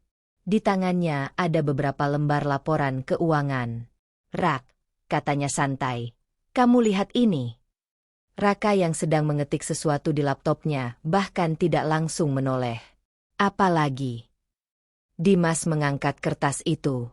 Aliran dana dari rekening operasional. Raka akhirnya menoleh sekilas. "Kenapa?" Dimas menyeringai tipis. Beberapa aset perusahaan berubah struktur kepemilikan. Raka tampak tidak terlalu tertarik. "Itu restrukturisasi biasa." Dimas menatapnya beberapa detik. "Biasa?" "Iya." Raka kembali fokus ke layar laptopnya. Dimas mengangkat alis. Lucunya, beberapa properti yang dulu langsung tercatat di bawah perusahaan sekarang masuk ke entitas baru. "Dan?" tanya Raka tanpa melihatnya. "Dan kamu tidak merasa aneh?" Raka akhirnya menghela napas dan menutup laptopnya. "Dim, kalau kamu datang cuma untuk menebak-nebak laporan keuangan, aku lagi sibuk." Dimas tertawa kecil. "Aku cuma bilang, aliran dana berubah. Itu karena proyek ekspansi." Dimas tidak terlihat sepenuhnya percaya. Namun Raka terlihat terlalu santai. "Kamu tahu semua aset perusahaan ini atas nama siapa?" kata Raka akhirnya. Dimas mengangkat bahu. "Ya kamu." Raka tersenyum tipis. "Jadi kamu pikir ada orang yang bisa mengubah sesuatu tanpa sepengetahuanku?" Dimas tidak menjawab. Ia tahu adiknya memiliki kelemahan yang sering ia abaikan. Raka terlalu percaya diri. Terlalu yakin bahwa semuanya berada di bawah kendalinya. "Kalau kamu bilang begitu," kata Dimas akhirnya sambil berdiri. Ia meletakkan laporan itu di meja Raka. "Tapi kalau nanti ada sesuatu yang aneh, jangan bilang aku tidak mengingatkan." Raka hanya melambaikan tangan seperti mengusir kekhawatiran yang tidak penting. "Tenang saja." Dimas keluar dari ruangan dengan senyum tipis yang sulit ditebak artinya. Beberapa jam kemudian, Erin duduk di ruang kerja kecil di rumahnya. Laptop terbuka di depannya. Di layar ada daftar aset perusahaan yang sudah hampir seluruhnya selesai diproses. Nina baru saja mengirimkan dokumen terbaru. Proses pemindahan investasi terakhir hampir selesai. Tinggal finalisasi. Erin membaca pesan itu dengan perlahan. Tangannya bergerak memeriksa satu persatu dokumen yang tersisa. Semakin sedikit, semakin dekat dengan akhir. Ponselnya kemudian bergetar lagi. Kali ini pesan dari Bima. "Bu Erin, tadi Pak Dimas datang ke kantor." Erin berhenti membaca. Ia langsung membalas. "Ada apa?" Balasan Bima datang beberapa detik kemudian. Dia melihat laporan keuangan. Sepertinya curiga dengan beberapa perubahan. Erin menatap layar ponselnya cukup lama. Ia sudah memperkirakan kemungkinan itu. Dimas memang tipe orang yang suka mencium perubahan. "Pak Raka bagaimana?" tulis Erin. Balasan berikutnya datang. Pak Raka tidak terlalu menanggapi. Dia bilang semua aset tetap di bawah kendalinya. Erin menatap pesan itu dengan tenang. Perasaan yang muncul di dalam dirinya bukan panik. Justru sesuatu yang lebih mendekati kepastian. Raka benar-benar tidak menyadari apa yang sedang terjadi. Ia terlalu percaya pada struktur kepemilikan lama. Terlalu yakin bahwa semuanya tetap berada di tangannya. Erin menutup ponselnya perlahan. Ia kembali melihat layar laptopnya. Daftar aset yang tersisa tinggal sedikit. Sangat sedikit. Ia mengingat kembali semua yang telah terjadi dalam beberapa bulan terakhir. Restoran. Tatapan Livia, sindiran Bu Ratna, dan tawa Dimas yang selalu meremehkannya. Semua itu sekarang terasa seperti bagian dari sesuatu yang akan segera mencapai titik akhirnya. Erin membuka dokumen terakhir yang masih menunggu proses. Properti investasi terbesar perusahaan. Jika dokumen itu selesai dipindahkan, maka hampir semua yang selama ini menjadi fondasi kekayaan Raka tidak lagi berada di tempat yang ia kira. Ponselnya kembali bergetar. Pesan dari Nina. Kalau dokumen terakhir ini selesai, semuanya akan beres. Erin membaca kalimat itu pelan. Ia mengetik balasan singkat. Selesaikan. Beberapa detik kemudian, Nina membalas. Kamu yakin? Erin menatap layar laptopnya. Lampu ruang tamu redup. Di luar rumah, suara mobil Raka baru saja masuk ke halaman. Namun Erin tidak menoleh ke arah pintu. Ia hanya mengetik satu kalimat terakhir. Waktunya hampir tiba. Pesan itu terkirim. Dan untuk pertama kalinya sejak semua ini dimulai, Erin merasakan sesuatu yang sangat jelas di dalam dirinya. Ia tidak lagi sekadar bersiap. Ia sedang menunggu momen ketika semua yang selama ini tersembunyi akhirnya akan terlihat. Kalimat Nina masih terngiang di kepala Erin semalaman. Kalau dokumen terakhir ini selesai, semuanya akan beres. Namun Erin tahu hidup jarang memberi akhir yang rapi. Pagi itu rumah terasa lebih sunyi dari biasanya. Raka sudah berangkat lebih awal tanpa banyak bicara. Bahkan sarapan yang biasanya disentuh sekilas hanya dibiarkan dingin di meja makan. Erin memperhatikan kursi kosong itu cukup lama. Dulu ia selalu menganggap rumah ini tempat yang ia bangun bersama Raka. Sekarang kursi itu terasa seperti milik orang asing. Ia baru saja hendak membereskan meja ketika ponselnya bergetar. Nama yang muncul di layar membuat Erin menarik napas pelan. Bu Ratna. Erin menjawab dengan suara yang tetap tenang. Iya, Bu. Suara Bu Ratna terdengar tajam seperti biasa, seolah setiap kalimat selalu membawa penilaian. Kamu di rumah. Iya. Ada yang perlu kamu tahu. Erin menunggu. Ada jeda kecil sebelum Bu Ratna melanjutkan. Raka akan mengadakan pertemuan keluarga besar minggu ini. Tangan Erin berhenti di atas meja. Pertemuan keluarga. Iya, kata Bu Ratna. Semua orang akan datang. Kakaknya, pamannya, sepupunya, bahkan beberapa rekan bisnis keluarga. Nada suaranya terdengar seperti seseorang yang sedang menonton sesuatu yang menarik. Erin mulai merasakan sesuatu yang tidak nyaman di dadanya. Untuk apa? Bu Ratna tertawa kecil. Dingin. Raka bilang ada masalah rumah tangga yang harus diselesaikan. Kalimat itu menggantung di udara. Erin tidak langsung menjawab. Di seberang telepon, Bu Ratna melanjutkan dengan nada yang hampir seperti sindiran halus. Mungkin ini saatnya semua orang tahu bagaimana keadaan sebenarnya. Erin memejamkan mata sejenak. Ia tahu Bu Ratna tidak pernah benar-benar menyukainya. Namun cara wanita itu mengucapkan kalimat barusan terasa seperti menabur garam di luka lama. Masalah rumah tangga. Erin akhirnya bertanya. Raka ingin semuanya jelas. Nada suara Bu Ratna berubah sedikit lebih tajam. Kamu juga pasti tahu kenapa. Erin tidak menjawab. Ia tidak perlu bertanya lebih jauh. Ia sudah cukup memahami maksudnya. Pertemuan keluarga besar. Masalah rumah tangga. Dan semua orang akan hadir. Itu bukan sekadar pembicaraan. Itu pengadilan. Tempat di mana seseorang akan dipermalukan di depan semua orang. Bu Ratna melanjutkan dengan santai. Jadi kamu datang saja. Jangan sampai keluarga berpikir kamu tidak punya keberanian. Sebelum Erin bisa menjawab, telepon itu sudah ditutup. Ruangan kembali sunyi.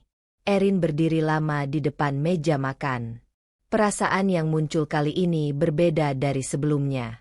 Bukan sekadar luka. Ada sesuatu yang lebih tajam. Ia membayangkan ruangan besar di rumah Bu Ratna. Semua orang duduk mengelilingi meja. Tatapan menilai. Bisikan-bisikan keluarga. Dan Raka berdiri di tengah semua itu, menjelaskan bagaimana pernikahan mereka gagal. Mungkin tentang dirinya yang dianggap tidak memberi keturunan. Atau tentang dirinya yang dianggap tidak berguna. Erin perlahan duduk di kursi. Dulu, bayangan seperti itu akan membuatnya gemetar. Namun sekarang, pikirannya justru menjadi sangat tenang. Ia berdiri dan berjalan ke ruang kerja kecilnya. Laptop masih terbuka di meja. Dokumen terakhir dari Nina sudah masuk ke dalam folder. Statusnya tertulis jelas. Finalized. Erin menatap tulisan itu beberapa detik. Semua yang perlu dipindahkan sudah selesai. Semua yang dulu menjadi fondasi perusahaan Raka kini berada di tempat yang tidak pernah ia bayangkan. Erin menutup laptop perlahan. Ponselnya kembali bergetar. Pesan dari Nina. Dokumen terakhir sudah resmi tercatat pagi ini. Erin membalas singkat. Terima kasih. Beberapa detik kemudian, Nina membalas lagi. Apa kamu siap? Erin menatap layar ponsel cukup lama sebelum menjawab. Ia memikirkan pertemuan keluarga yang baru saja diberitahukan Bu Ratna. Ruangan penuh orang. Semua mata tertuju padanya. Namun kali ini gambaran itu tidak lagi terasa menakutkan. Ia mengetik perlahan. Sepertinya mereka yang belum siap.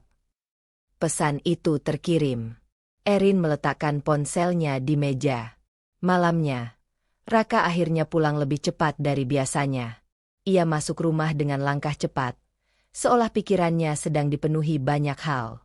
Erin sedang duduk di ruang tamu membaca beberapa dokumen. Raka berhenti ketika melihatnya. Kamu sudah dengar dari ibu? Tanyanya langsung. Erin menutup dokumen di tangannya. Pertemuan keluarga. Raka mengangguk. Aku ingin menyelesaikan semuanya. Nada suaranya tegas, seperti seseorang yang sudah membuat keputusan. Erin menatap wajah suaminya. Wajah yang dulu ia percaya sepenuhnya. Di depan semua orang, tanya Erin pelan. Raka tidak terlihat ragu. Ini bukan cuma urusan kita. Ini urusan keluarga. Erin mengangguk kecil. Ia tidak bertanya lebih jauh. Raka terlihat lega melihat reaksinya yang tenang. Minggu ini, lanjut Raka. Semua orang akan datang.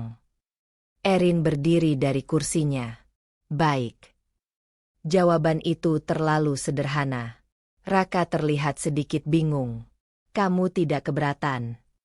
Erin menatapnya beberapa detik. Lalu ia menggeleng pelan. Tidak. Raka tampak puas dengan jawaban itu. Ia berjalan ke arah kamar tanpa mengatakan apa-apa lagi. Erin tetap berdiri di ruang tamu. Sunyi kembali memenuhi rumah. Di atas meja, laptopnya masih terbuka. Folder berisi dokumen perusahaan terlihat jelas di layar. Erin menatapnya sebentar. Pertemuan keluarga besar. Tempat Raka berniat menyelesaikan pernikahan mereka di depan semua orang. Ia menarik napas pelan. Lalu membuka kembali laptopnya. Tangannya bergerak membuka satu file baru. Judul dokumen itu sederhana. Agenda pertemuan. Erin mulai mengetik beberapa catatan kecil. Jika Raka ingin menyelesaikan semuanya di depan keluarga, maka Erin juga akan datang dengan sesuatu yang tidak pernah mereka duga. Dan untuk pertama kalinya sejak rencana ini dimulai, Erin sadar bahwa pertemuan keluarga itu bukan hanya ancaman. Itu adalah panggung. Kata panggung yang sempat muncul di pikiran Erin malam sebelumnya tidak hilang ketika pagi datang. Ia justru terasa semakin nyata. Laptopnya masih terbuka di meja kerja kecil di rumah. Di dalamnya tersimpan folder berisi semua dokumen yang selama beberapa minggu terakhir menjadi rahasia paling rapi dalam hidupnya. Akta pengalihan aset, perubahan kepemilikan perusahaan, kontrak investasi yang kini tidak lagi berada di bawah kendali yang selama ini diakini Raka. Semua sudah selesai. Namun Erin tetap membuka satu persatu dokumen itu lagi pagi ini. Bukan karena ia ragu, melainkan karena ia ingin melihatnya dengan kepala yang benar-benar tenang. Ia membaca setiap paragraf dengan teliti. Nama-nama yang tercantum, tanggal yang tercatat, tanda tangan resmi, stempel hukum. Semua terasa sangat nyata. Ponselnya bergetar. Nama Nina muncul di layar. Erin langsung menjawab. Pagi. Suara Nina terdengar seperti biasa, tenang, profesional, tapi ada lapisan kekhawatiran yang tidak bisa sepenuhnya ia sembunyikan. Kamu sudah lihat dokumen finalnya? Sudah. Tidak ada yang perlu direvisi. Erin mengangguk pelan meski Nina tidak bisa melihatnya. Semua sudah sesuai. Nina terdiam beberapa detik di ujung telepon. Sebagai notaris, Nina sudah menangani banyak klien dengan berbagai masalah hukum. Namun kasus Erin terasa berbeda sejak awal. Karena ini bukan sekadar transaksi. Ini adalah pertarungan yang sedang dipersiapkan dengan sangat tenang. Ada satu hal lagi yang ingin kupastikan, kata Nina akhirnya. Erin menunggu. Semua dokumen ini sudah tercatat resmi. Artinya kalau nanti ada konflik, semua bukti hukum ada di pihakmu. Erin menatap layar laptopnya. File terakhir masih terbuka. Tapi, tanya Erin pelan. Nina menarik napas kecil. Tapi konflik itu pasti akan terjadi. Erin tidak menjawab. Nina melanjutkan. Apalagi kalau pertemuan keluarga itu benar-benar terjadi. Erin sedikit tersenyum mendengar kalimat itu. Berita tentang rencana Raka rupanya sudah sampai ke Nina. Bu Ratna yang memberitahu, tanya Nina. Iya. Dia pasti menunggu momen itu. Erin tidak membantah.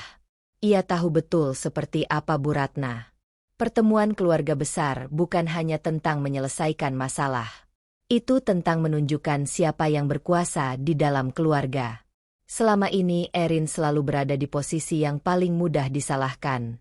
Namun kali ini keadaannya berbeda. Erin, suara Nina terdengar lebih serius sekarang. Aku harus tanya sesuatu. Erin menunggu. Kamu benar-benar siap menghadapi apapun yang terjadi? Pertanyaan itu sederhana. Namun maknanya berat. Erin bersandar di kursinya. Ia membiarkan pikirannya berjalan kembali ke beberapa bulan terakhir. Restoran tempat ia melihat Raka dan Livia. Sindiran Bu Ratna tentang dirinya yang tidak memberi keturunan. Tatapan meremehkan Dimas. Dan malam ketika ia duduk sendirian menandatangani dokumen pertama. Saat itu tangannya sempat gemetar. Bukan karena takut, melainkan karena ia tahu hidupnya akan berubah setelah itu. Sekarang, semua proses itu sudah selesai. Ia tidak lagi berada di titik yang sama. Erin membuka mata dan menatap layar laptop. File demi file terasa seperti bukti perjalanan yang tidak terlihat oleh siapapun. Kamu masih di sana? Tanya Nina. Iya. Erin menarik napas pelan. Kemudian ia berkata dengan suara yang jauh lebih ringan dari yang Nina bayangkan. Aku siap. Di ujung telepon, Nina terdiam cukup lama. Aku tidak pernah melihat kamu setenang ini, kata Nina akhirnya. Erin tersenyum kecil. Ia sendiri baru menyadari perubahan itu. Dulu setiap pembicaraan tentang Raka selalu meninggalkan rasa sakit. Sekarang rasa itu tidak hilang sepenuhnya. Namun ia tidak lagi menguasai dirinya. Aku hanya lelah takut, kata Erin pelan. Nina mengerti. Ketakutan yang terlalu lama dipendam akhirnya berubah menjadi sesuatu yang berbeda. Keputusan. Kalau begitu, kata Nina, kembali ke nada profesionalnya. Aku akan menyimpan semua salinan dokumen di kantor. Kalau terjadi apa-apa, kamu tinggal hubungi aku. Baik. Sebelum menutup telepon, Nina berkata lagi. Dan Erin. Iya. Kalau nanti keadaan menjadi buruk, kamu tidak sendirian. Erin tersenyum. Terima kasih. Telepon berakhir. Ruangan kembali sunyi. Erin menutup laptopnya perlahan. Ia berdiri dan berjalan ke jendela ruang kerja. Di luar, matahari siang mulai terasa hangat. Kehidupan di jalan terlihat berjalan seperti biasa. Orang-orang lewat. Mobil melintas. Tidak ada yang tahu bahwa dalam beberapa hari ke depan hidup Erin akan berubah. Ponselnya kembali bergetar. Pesan baru. Dari Raka. Jangan lupa. Pertemuan keluarga hari Sabtu malam. Erin membaca pesan itu tanpa emosi. Beberapa detik kemudian pesan kedua muncul. Semua orang akan hadir. Erin membalas singkat. Aku akan datang. Ia meletakkan ponselnya kembali di meja. Beberapa menit kemudian, Erin membuka lemari di kamar. Ia memperhatikan deretan pakaian yang tergantung di sana. Tangannya berhenti pada satu gaun sederhana yang jarang ia pakai. Gaun itu tidak mencolok, namun terlihat rapi dan tegas. Erin menariknya keluar dari lemari. Ia menatapnya cukup lama. Pertemuan keluarga itu mungkin dirancang untuk mempermalukannya. Namun Erin tahu satu hal. Ia tidak akan datang sebagai seseorang yang menunggu keputusan orang lain. Ia akan datang sebagai seseorang yang sudah membuat keputusannya sendiri. Erin menggantung gaun itu di dekat cermin. Lalu untuk pertama kalinya sejak semua ini dimulai, ia menatap bayangannya di kaca. Senyum kecil muncul di wajahnya. Bukan senyum bahagia, namun senyum yang tenang. Senyum seseorang yang akhirnya berhenti bertahan dan mulai bersiap menghadapi apapun yang akan datang. Senyum tenang yang muncul di wajah Erin malam sebelumnya masih tersisa ketika pagi datang. Bukan senyum yang ringan, melainkan sesuatu yang lebih dalam. Sebuah ketenangan yang muncul setelah terlalu lama hidup dalam ketidakpastian. Hari Sabtu. Hari pertemuan keluarga yang sudah disiapkan Raka. Namun sebelum malam itu tiba, Erin memutuskan datang ke kantor perusahaan seperti biasa. Gedung itu berdiri tinggi di tengah kota. Sama seperti dulu ketika ia dan Raka pertama kali membangunnya bersama. Dulu setiap langkah yang ia ambil di dalam gedung ini selalu terasa seperti bagian dari sesuatu yang mereka miliki berdua. Sekarang Erin tahu kenyataan itu tidak pernah sepenuhnya seperti yang ia bayangkan. Ia masuk ke ruang kerjanya dengan langkah tenang. Beberapa karyawan menyapanya seperti biasa. Tidak ada yang tahu apa yang sebenarnya sedang terjadi di balik struktur perusahaan yang terlihat stabil itu. Ketika Erin baru saja meletakkan tasnya di meja, pintu diketuk pelan. Bima masuk. Bima sudah bekerja dengan mereka sejak perusahaan masih kecil. Ia bukan sekadar manajer operasional, tetapi juga orang yang memahami hampir seluruh alur kerja perusahaan. Sejak awal, Bima selalu menunjukkan sikap hormat kepada Erin, bukan karena statusnya sebagai istri Raka, tetapi karena ia tahu siapa yang sebenarnya menjaga stabilitas perusahaan. Namun pagi ini ekspresi Bima terlihat sedikit lebih serius. Bu Erin, katanya pelan. Erin mempersilakan ia duduk. Ada sesuatu. Bima menutup pintu sebelum menjawab. Pak Raka baru saja rapat dengan Pak Dimas tadi pagi. Nama Dimas membuat Erin sedikit mengangkat alis. Ada apa? Bima tampak ragu beberapa detik sebelum melanjutkan. Saya tidak sengaja mendengar sebagian pembicaraan mereka. Erin menunggu tanpa memotong. Bima akhirnya berkata dengan suara lebih rendah. Pak Raka sedang menyusun rencana untuk mengambil alih seluruh aset perusahaan. Kalimat itu terdengar seperti sesuatu yang seharusnya mengejutkan. Namun Erin tidak langsung bereaksi. Aset perusahaan? Tanyanya. Bima mengangguk. Dia bilang setelah perceraian nanti, semua kepemilikan harus dipastikan tetap di bawah kendalinya. Kata perceraian menggantung di udara ruang kerja itu. Erin tidak menunjukkan perubahan emosi yang besar. Namun ada sesuatu yang berubah di dalam pikirannya. Bima melanjutkan. Pak Dimas bahkan menyarankan beberapa langkah hukum untuk memastikan tidak ada yang bisa mengklaim aset perusahaan selain Pak Raka. Erin menatap meja di depannya. Ia hampir bisa membayangkan percakapan itu. Dimas dengan nada penuh kecurigaan. Raka dengan keyakinan bahwa semuanya sudah berada di bawah kendalinya. "Kamu yakin mereka bicara soal itu?" tanya Erin akhirnya. "Iya." Bima mengangguk tegas. Pak Raka sangat yakin semua aset masih atas namanya. Erin merasakan sesuatu yang aneh di dalam dadanya. Bukan marah. Bukan juga sedih. Melainkan sebuah kepastian yang semakin jelas. Raka benar-benar tidak tahu. Semua perubahan kepemilikan yang sudah terjadi selama beberapa minggu terakhir benar-benar tidak pernah ia sadari. Bima memperhatikan ekspresi Erin dengan hati-hati. "Bu Erin." "Iya. Kalau nanti terjadi sesuatu di pertemuan keluarga malam ini, saya hanya ingin Anda tahu bahwa banyak orang di kantor ini sebenarnya tahu siapa yang menjaga perusahaan." Erin menatap Bima. Ucapan itu sederhana, tetapi berat.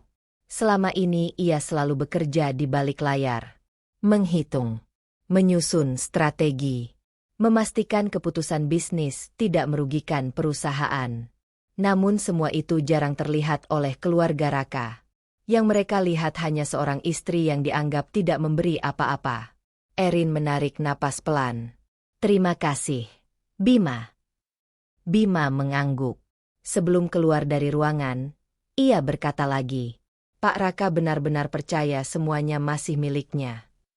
Setelah pintu tertutup, ruangan kembali sunyi. Erin bersandar di kursinya. Pikirannya berjalan perlahan. Raka merencanakan perceraian.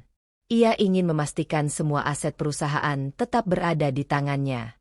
Ia ingin menunjukkan kepada keluarga bahwa ia tetap memegang kendali. Namun semua rencana itu dibangun di atas satu kesalahan besar.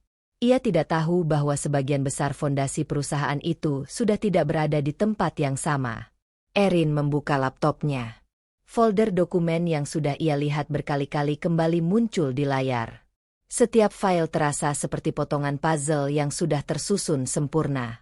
Ia menutup laptop itu lagi. Hari ini bukan tentang dokumen lagi. Hari ini tentang apa yang akan terjadi malam nanti.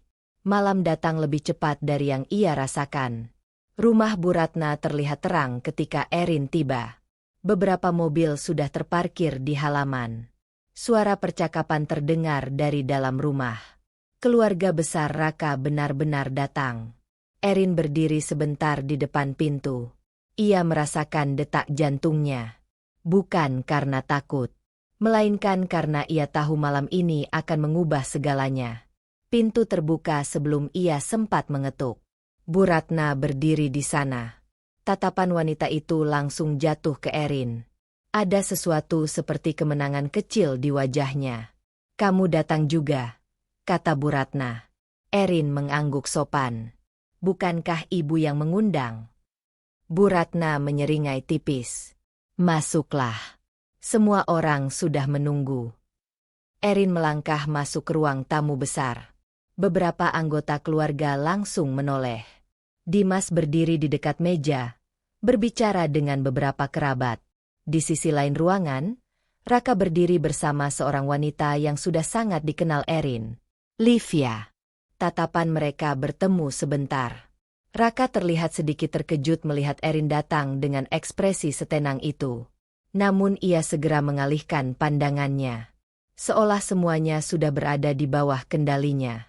Erin berjalan perlahan ke dalam ruangan. Setiap langkah terasa jelas. Ia menyadari satu hal yang tidak diketahui siapapun di ruangan itu. Mereka semua datang untuk menyaksikan sesuatu yang mereka kira sudah pasti. Namun Erin tahu kenyataan yang sebenarnya. Ia berhenti di tengah ruangan. Tatapan banyak orang mulai tertuju padanya. Dan untuk pertama kalinya malam itu, Erin menyadari bahwa dirinya benar-benar siap menghadapi apapun yang akan terjadi selanjutnya. Tatapan banyak orang masih tertuju pada Erin ketika ia berdiri di tengah ruang tamu besar rumah Bu Ratna. Lampu gantung di atas meja makan menyinari ruangan dengan terang yang hampir terasa menyilaukan. Kursi-kursi sudah tersusun membentuk lingkaran kecil, seperti sebuah forum keluarga yang siap menyaksikan sesuatu. Beberapa kerabat Raka berbisik pelan. Sebagian lain hanya memperhatikan dengan rasa ingin tahu. Erin mengenali beberapa wajah. Paman Raka yang sering datang saat acara keluarga besar, sepupu-sepupu yang dulu jarang berbicara dengannya, dan tentu saja Dimas yang berdiri di dekat jendela dengan ekspresi penuh kepuasan. Namun perhatian Erin berhenti pada satu orang. Raka. Ia berdiri di sisi ruangan dengan sikap yang tampak sangat yakin. Di sampingnya berdiri Livia. Wanita itu terlihat elegan seperti biasa. Pakaian rapi, rambut tertata sempurna, dan senyum kecil yang tidak berusaha disembunyikan. Livia bukan lagi sekadar rekan bisnis. Malam ini posisinya jelas. Seseorang yang sengaja dibawa untuk dilihat semua orang. Bu Ratna berdiri di dekat sofa besar, mengamati situasi dengan wajah puas yang sulit disembunyikan. Baik, kata Raka akhirnya. Suaranya cukup keras untuk membuat semua percakapan kecil di ruangan berhenti. Semua mata langsung tertuju padanya. Erin tetap berdiri dengan tenang. Raka melangkah sedikit ke tengah ruangan. Aku mengundang semua orang malam ini karena ada sesuatu yang harus diselesaikan. Nada suaranya terdengar seperti seseorang yang sedang mengumumkan keputusan yang sudah lama ia buat. Beberapa anggota keluarga mulai saling bertukar pandang. Bu Ratna menyilangkan tangan di dada, seolah sudah menunggu momen ini sejak lama. Raka menoleh ke arah Erin. Tatapan mereka bertemu. Dulu tatapan itu pernah penuh kepercayaan. Sekarang hanya ada jarak. Pernikahanku dengan Erin, kata Raka akhirnya, sudah tidak bisa dipertahankan lagi. Beberapa orang menarik napas pelan. Erin tidak bergerak. Raka melanjutkan dengan nada yang semakin tegas. Selama bertahun-tahun aku mencoba mempertahankan semuanya. Kalimat itu membuat Dimas terkekeh kecil. Namun Raka tidak berhenti. Namun kenyataannya, hubungan ini tidak lagi berjalan. Ia lalu menoleh sedikit ke samping, ke arah Livia. Gerakan itu tidak luput dari perhatian semua orang di ruangan. Bu Ratna tersenyum lebar. Dimas bahkan tidak berusaha menyembunyikan tawa kecilnya. Karena itu, kata Raka akhirnya, aku memutuskan untuk menceraikan Erin. Kalimat itu jatuh di tengah ruangan seperti sesuatu yang sudah lama ditunggu oleh sebagian orang. Beberapa kerabat terlihat terkejut. Namun Bu Ratna justru tertawa kecil. Akhirnya juga, katanya dengan nada puas. Dimas menambahkan dengan suara cukup keras agar terdengar orang lain. Lebih cepat lebih baik. Beberapa orang di ruangan mulai memperhatikan Erin dengan rasa penasaran.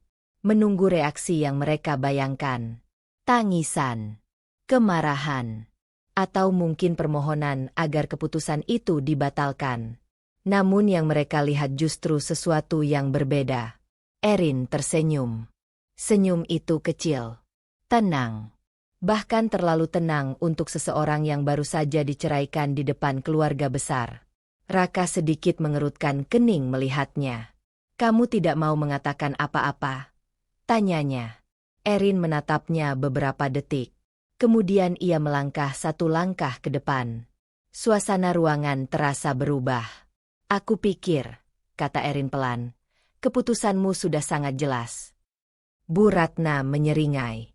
Bagus kalau kamu sadar. Namun Erin belum selesai. Ia menoleh sebentar ke arah semua orang yang berdiri di ruangan itu. Kalau begitu, lanjut Erin, mungkin sekarang waktunya aku mengatakan sesuatu juga. Raka menyilangkan tangan di dada. Nada suaranya mulai menunjukkan sedikit ketidaksabaran. Silakan. Erin menarik napas pelan. Raka, katanya dengan suara yang tetap lembut. Kamu benar bahwa pernikahan ini sudah tidak bisa dipertahankan.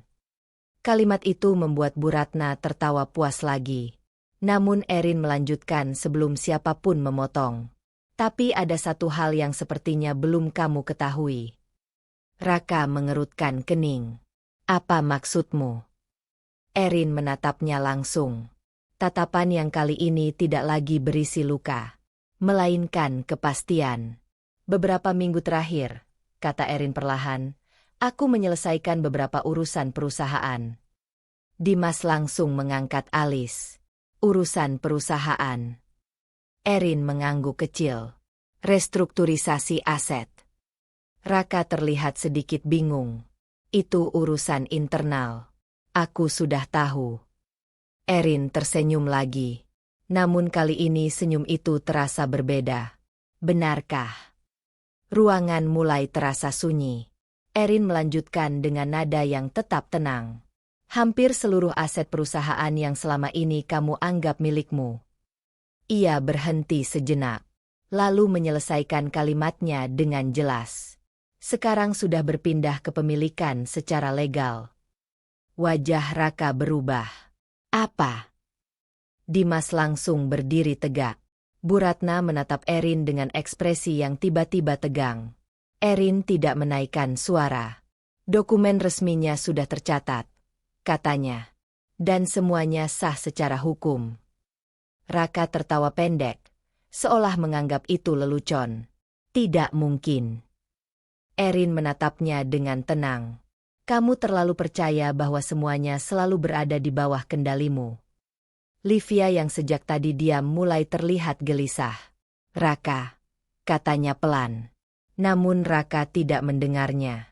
Ia menatap Erin dengan ekspresi campuran antara marah dan tidak percaya. Semua aset perusahaan atas namaku. Erin mengangguk pelan. Dulu. Ruangan benar-benar sunyi sekarang.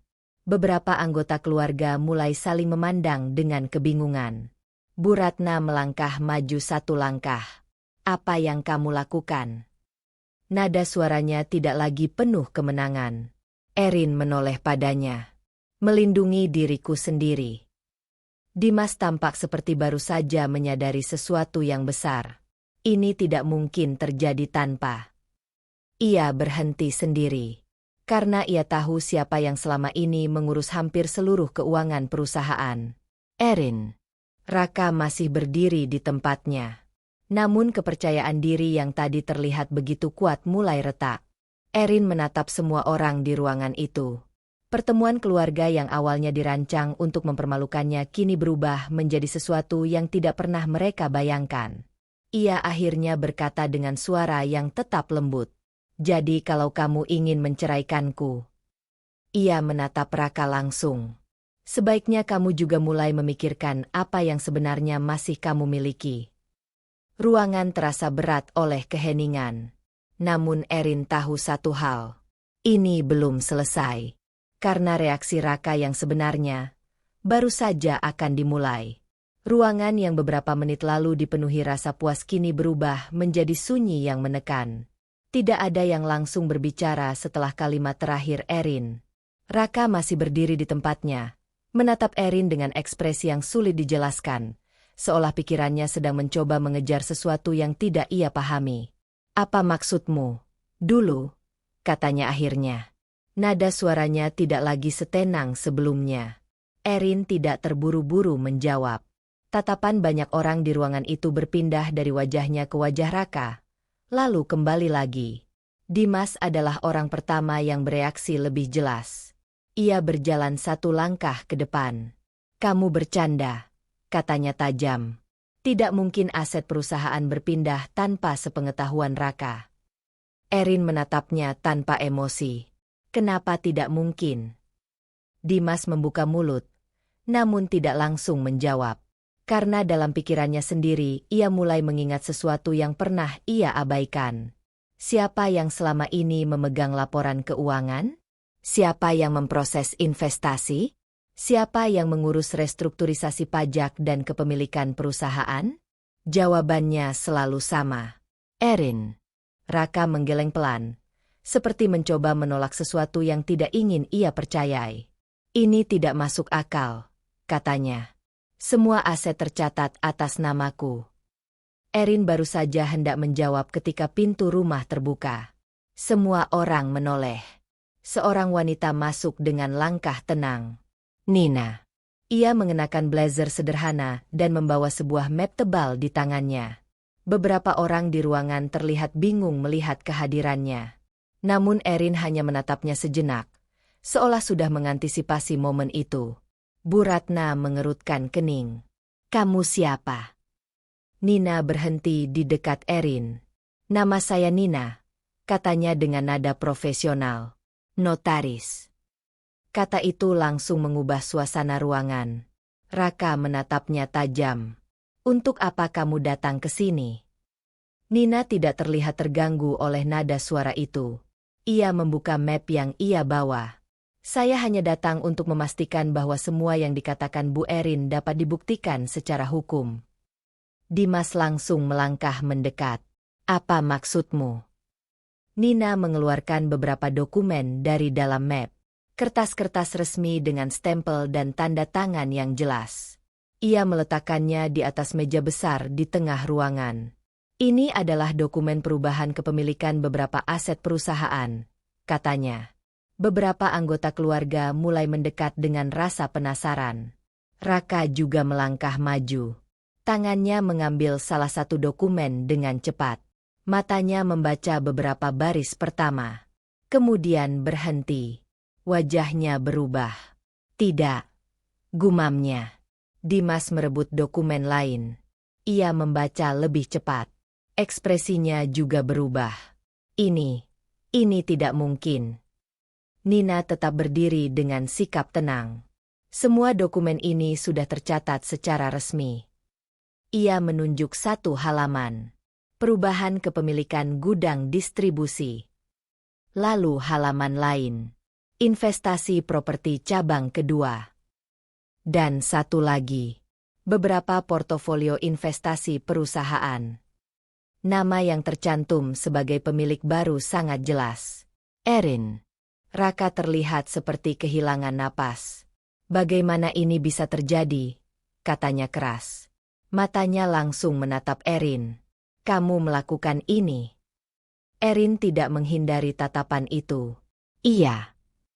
Suara bisikan mulai memenuhi ruangan. Beberapa kerabat yang tadi datang untuk menyaksikan drama rumah tangga kini justru terlihat seperti menonton sesuatu yang jauh lebih besar. Bu Ratna tampak pucat.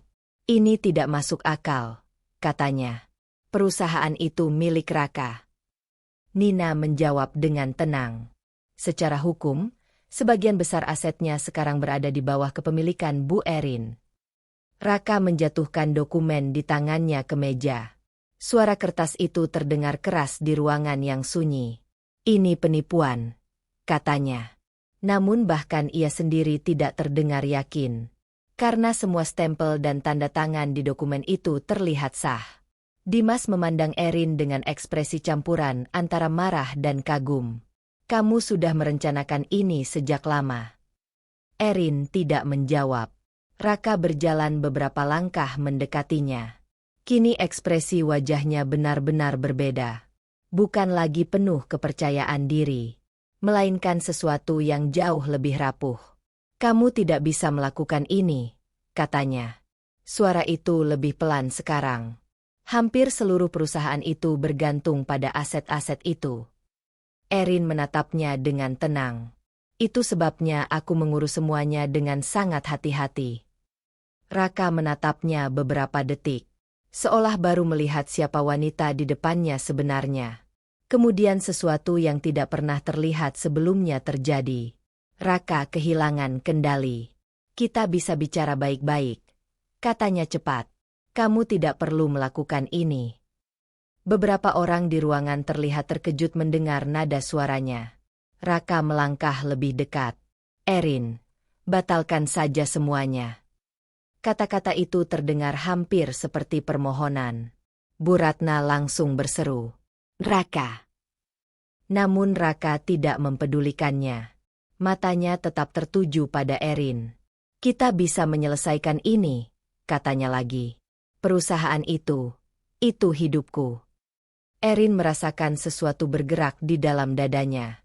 Bukan kemenangan. Bukan juga kepuasan. Melainkan perasaan aneh melihat seseorang yang dulu begitu yakin pada dirinya kini berdiri tanpa pegangan. Raka berkata lagi, kali ini lebih pelan. Aku mohon. Ruangan terasa sangat sunyi. Semua orang menunggu jawaban Erin. Namun Erin tidak langsung berbicara. Ia menatap dokumen-dokumen di meja. Lalu menatap Raka lagi. Untuk pertama kalinya dalam waktu yang lama, posisi mereka benar-benar berubah. Namun Erin tahu satu hal. Keputusan yang ia buat berikutnya tidak hanya akan mengubah nasib perusahaan, tetapi juga hidupnya sendiri. Dan untuk beberapa detik yang panjang, Erin masih memilih diam. Ruangan itu masih dipenuhi keheningan yang berat. Semua orang masih menunggu jawaban Erin. Dokumen-dokumen berserakan di atas meja. Bukti yang beberapa menit lalu meruntuhkan keyakinan Raka tentang perusahaan yang selama ini ia banggakan. Raka berdiri di depan Erin. Napasnya tidak teratur. Tatapannya tidak lagi keras seperti sebelumnya. Kini hanya ada kegelisahan yang terbuka. Erin, katanya lagi, lebih pelan. Kita bisa memperbaiki ini. Beberapa anggota keluarga saling bertukar pandang. Mereka yang tadi datang dengan keyakinan akan menyaksikan Erin dipermalukan kini justru menyaksikan sesuatu yang tidak pernah mereka bayangkan. Dimas berdiri kaku di dekat meja. Untuk pertama kalinya sejak awal malam itu, ia tidak memiliki komentar sinis.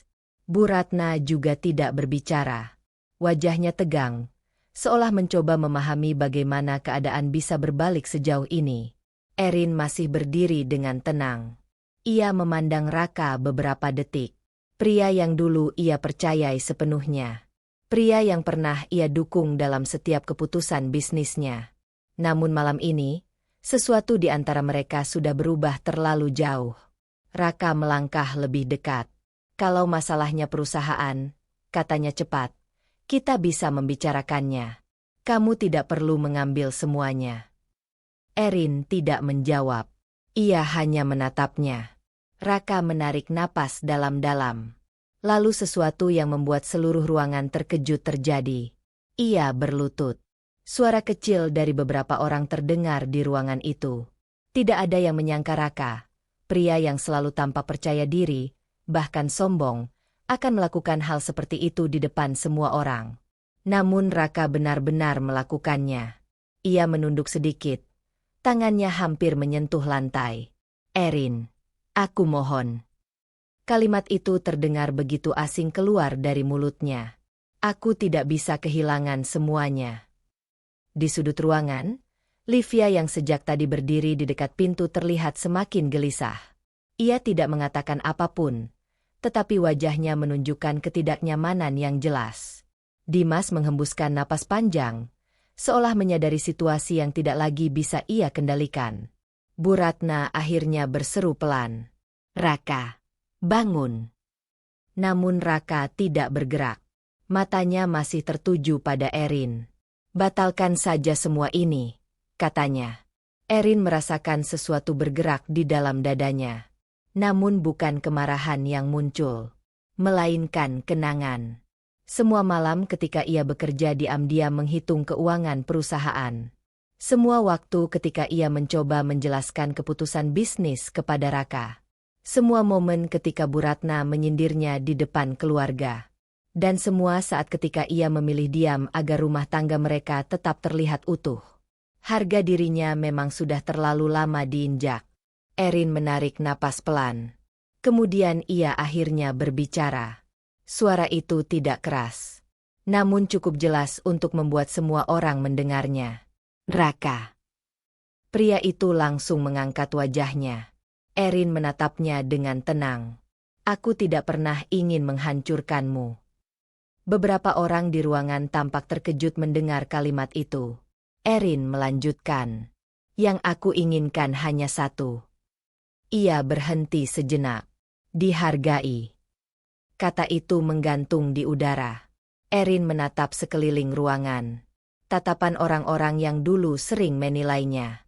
Sindiran-sindiran yang ia dengar selama bertahun-tahun. Aku sudah terlalu lama berdiri di tempat yang membuatku merasa kecil, katanya pelan. Bu Ratna menegang. Dimas menunduk sedikit. Erin kembali menatap Raka. Dan harga diriku sudah terlalu lama diinjak. Kalimat itu tidak disampaikan dengan amarah. Justru karena disampaikan dengan tenang, Kata-kata itu terasa jauh lebih berat. Raka terlihat seperti ingin mengatakan sesuatu. Namun tidak ada kata yang keluar. Erin melangkah satu langkah ke belakang. Jarak kecil itu terasa seperti garis yang akhirnya memisahkan dua kehidupan. Di pintu ruang tamu, seorang pria tua berdiri sejak beberapa menit lalu tanpa banyak bicara. Pak Surya. Ayah Erin. Ia datang ketika suasana sudah memanas.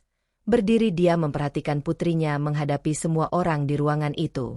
Ketika tatapan mereka bertemu, Pak Surya hanya mengangguk kecil. Bukan sebagai perintah, melainkan sebagai dukungan. Di dekatnya, Nina masih berdiri dengan map dokumen di tangannya. Tatapan Nina tenang, seolah memastikan bahwa Erin tidak sendirian. Erin menoleh pada mereka, lalu kembali melihat Raka untuk terakhir kalinya. Aku tidak akan mengambil kembali keputusan ini, katanya. Suara itu lembut, tetapi tegas. Raka terlihat hancur mendengarnya. Namun Erin tidak berhenti di situ. Tapi aku juga tidak akan menghancurkan hidupmu. Ia menatap dokumen di meja. Perusahaan itu tetap bisa berjalan. Selama kamu belajar bagaimana menghargai orang yang bekerja di dalamnya. Dimas menatap Erin dengan ekspresi yang sulit dibaca. Mungkin untuk pertama kalinya ia menyadari betapa besar peran wanita itu dalam perusahaan mereka. Erin tidak menunggu jawaban siapapun. Ia berbalik. Langkahnya menuju pintu terasa ringan. Pak Surya berjalan di sampingnya. Tanpa banyak kata, pria tua itu menepuk bahu putrinya dengan bangga. Nina mengikuti mereka beberapa langkah di belakang. Ketika Erin sampai di ambang pintu, ia berhenti sebentar. Bukan untuk kembali, melainkan untuk menarik napas panjang. Udara malam terasa berbeda, lebih lega. Di belakangnya, ruangan yang tadi dipenuhi suara kini tetap sunyi. Erin tidak menoleh lagi. Ia melangkah keluar rumah itu. Untuk pertama kalinya setelah bertahun-tahun, langkahnya terasa benar-benar miliknya sendiri. Hidup baru mungkin belum jelas bentuknya. Namun satu hal sudah pasti. Martabat yang dulu hampir hilang, akhirnya berhasil ia pertahankan sendiri. Jika harga diri terus diinjak, diam bukan lagi kesabaran, tapi kehilangan diri sendiri. Erin memilih bangkit, bukan untuk membalas, tetapi untuk mempertahankan martabatnya. Menurut kalian, apakah keputusan Erin sudah tepat? Jangan lupa like jika cerita ini menyentuh hati kalian. Tulis komentar kalian tentang bagian paling emosional dari kisah ini.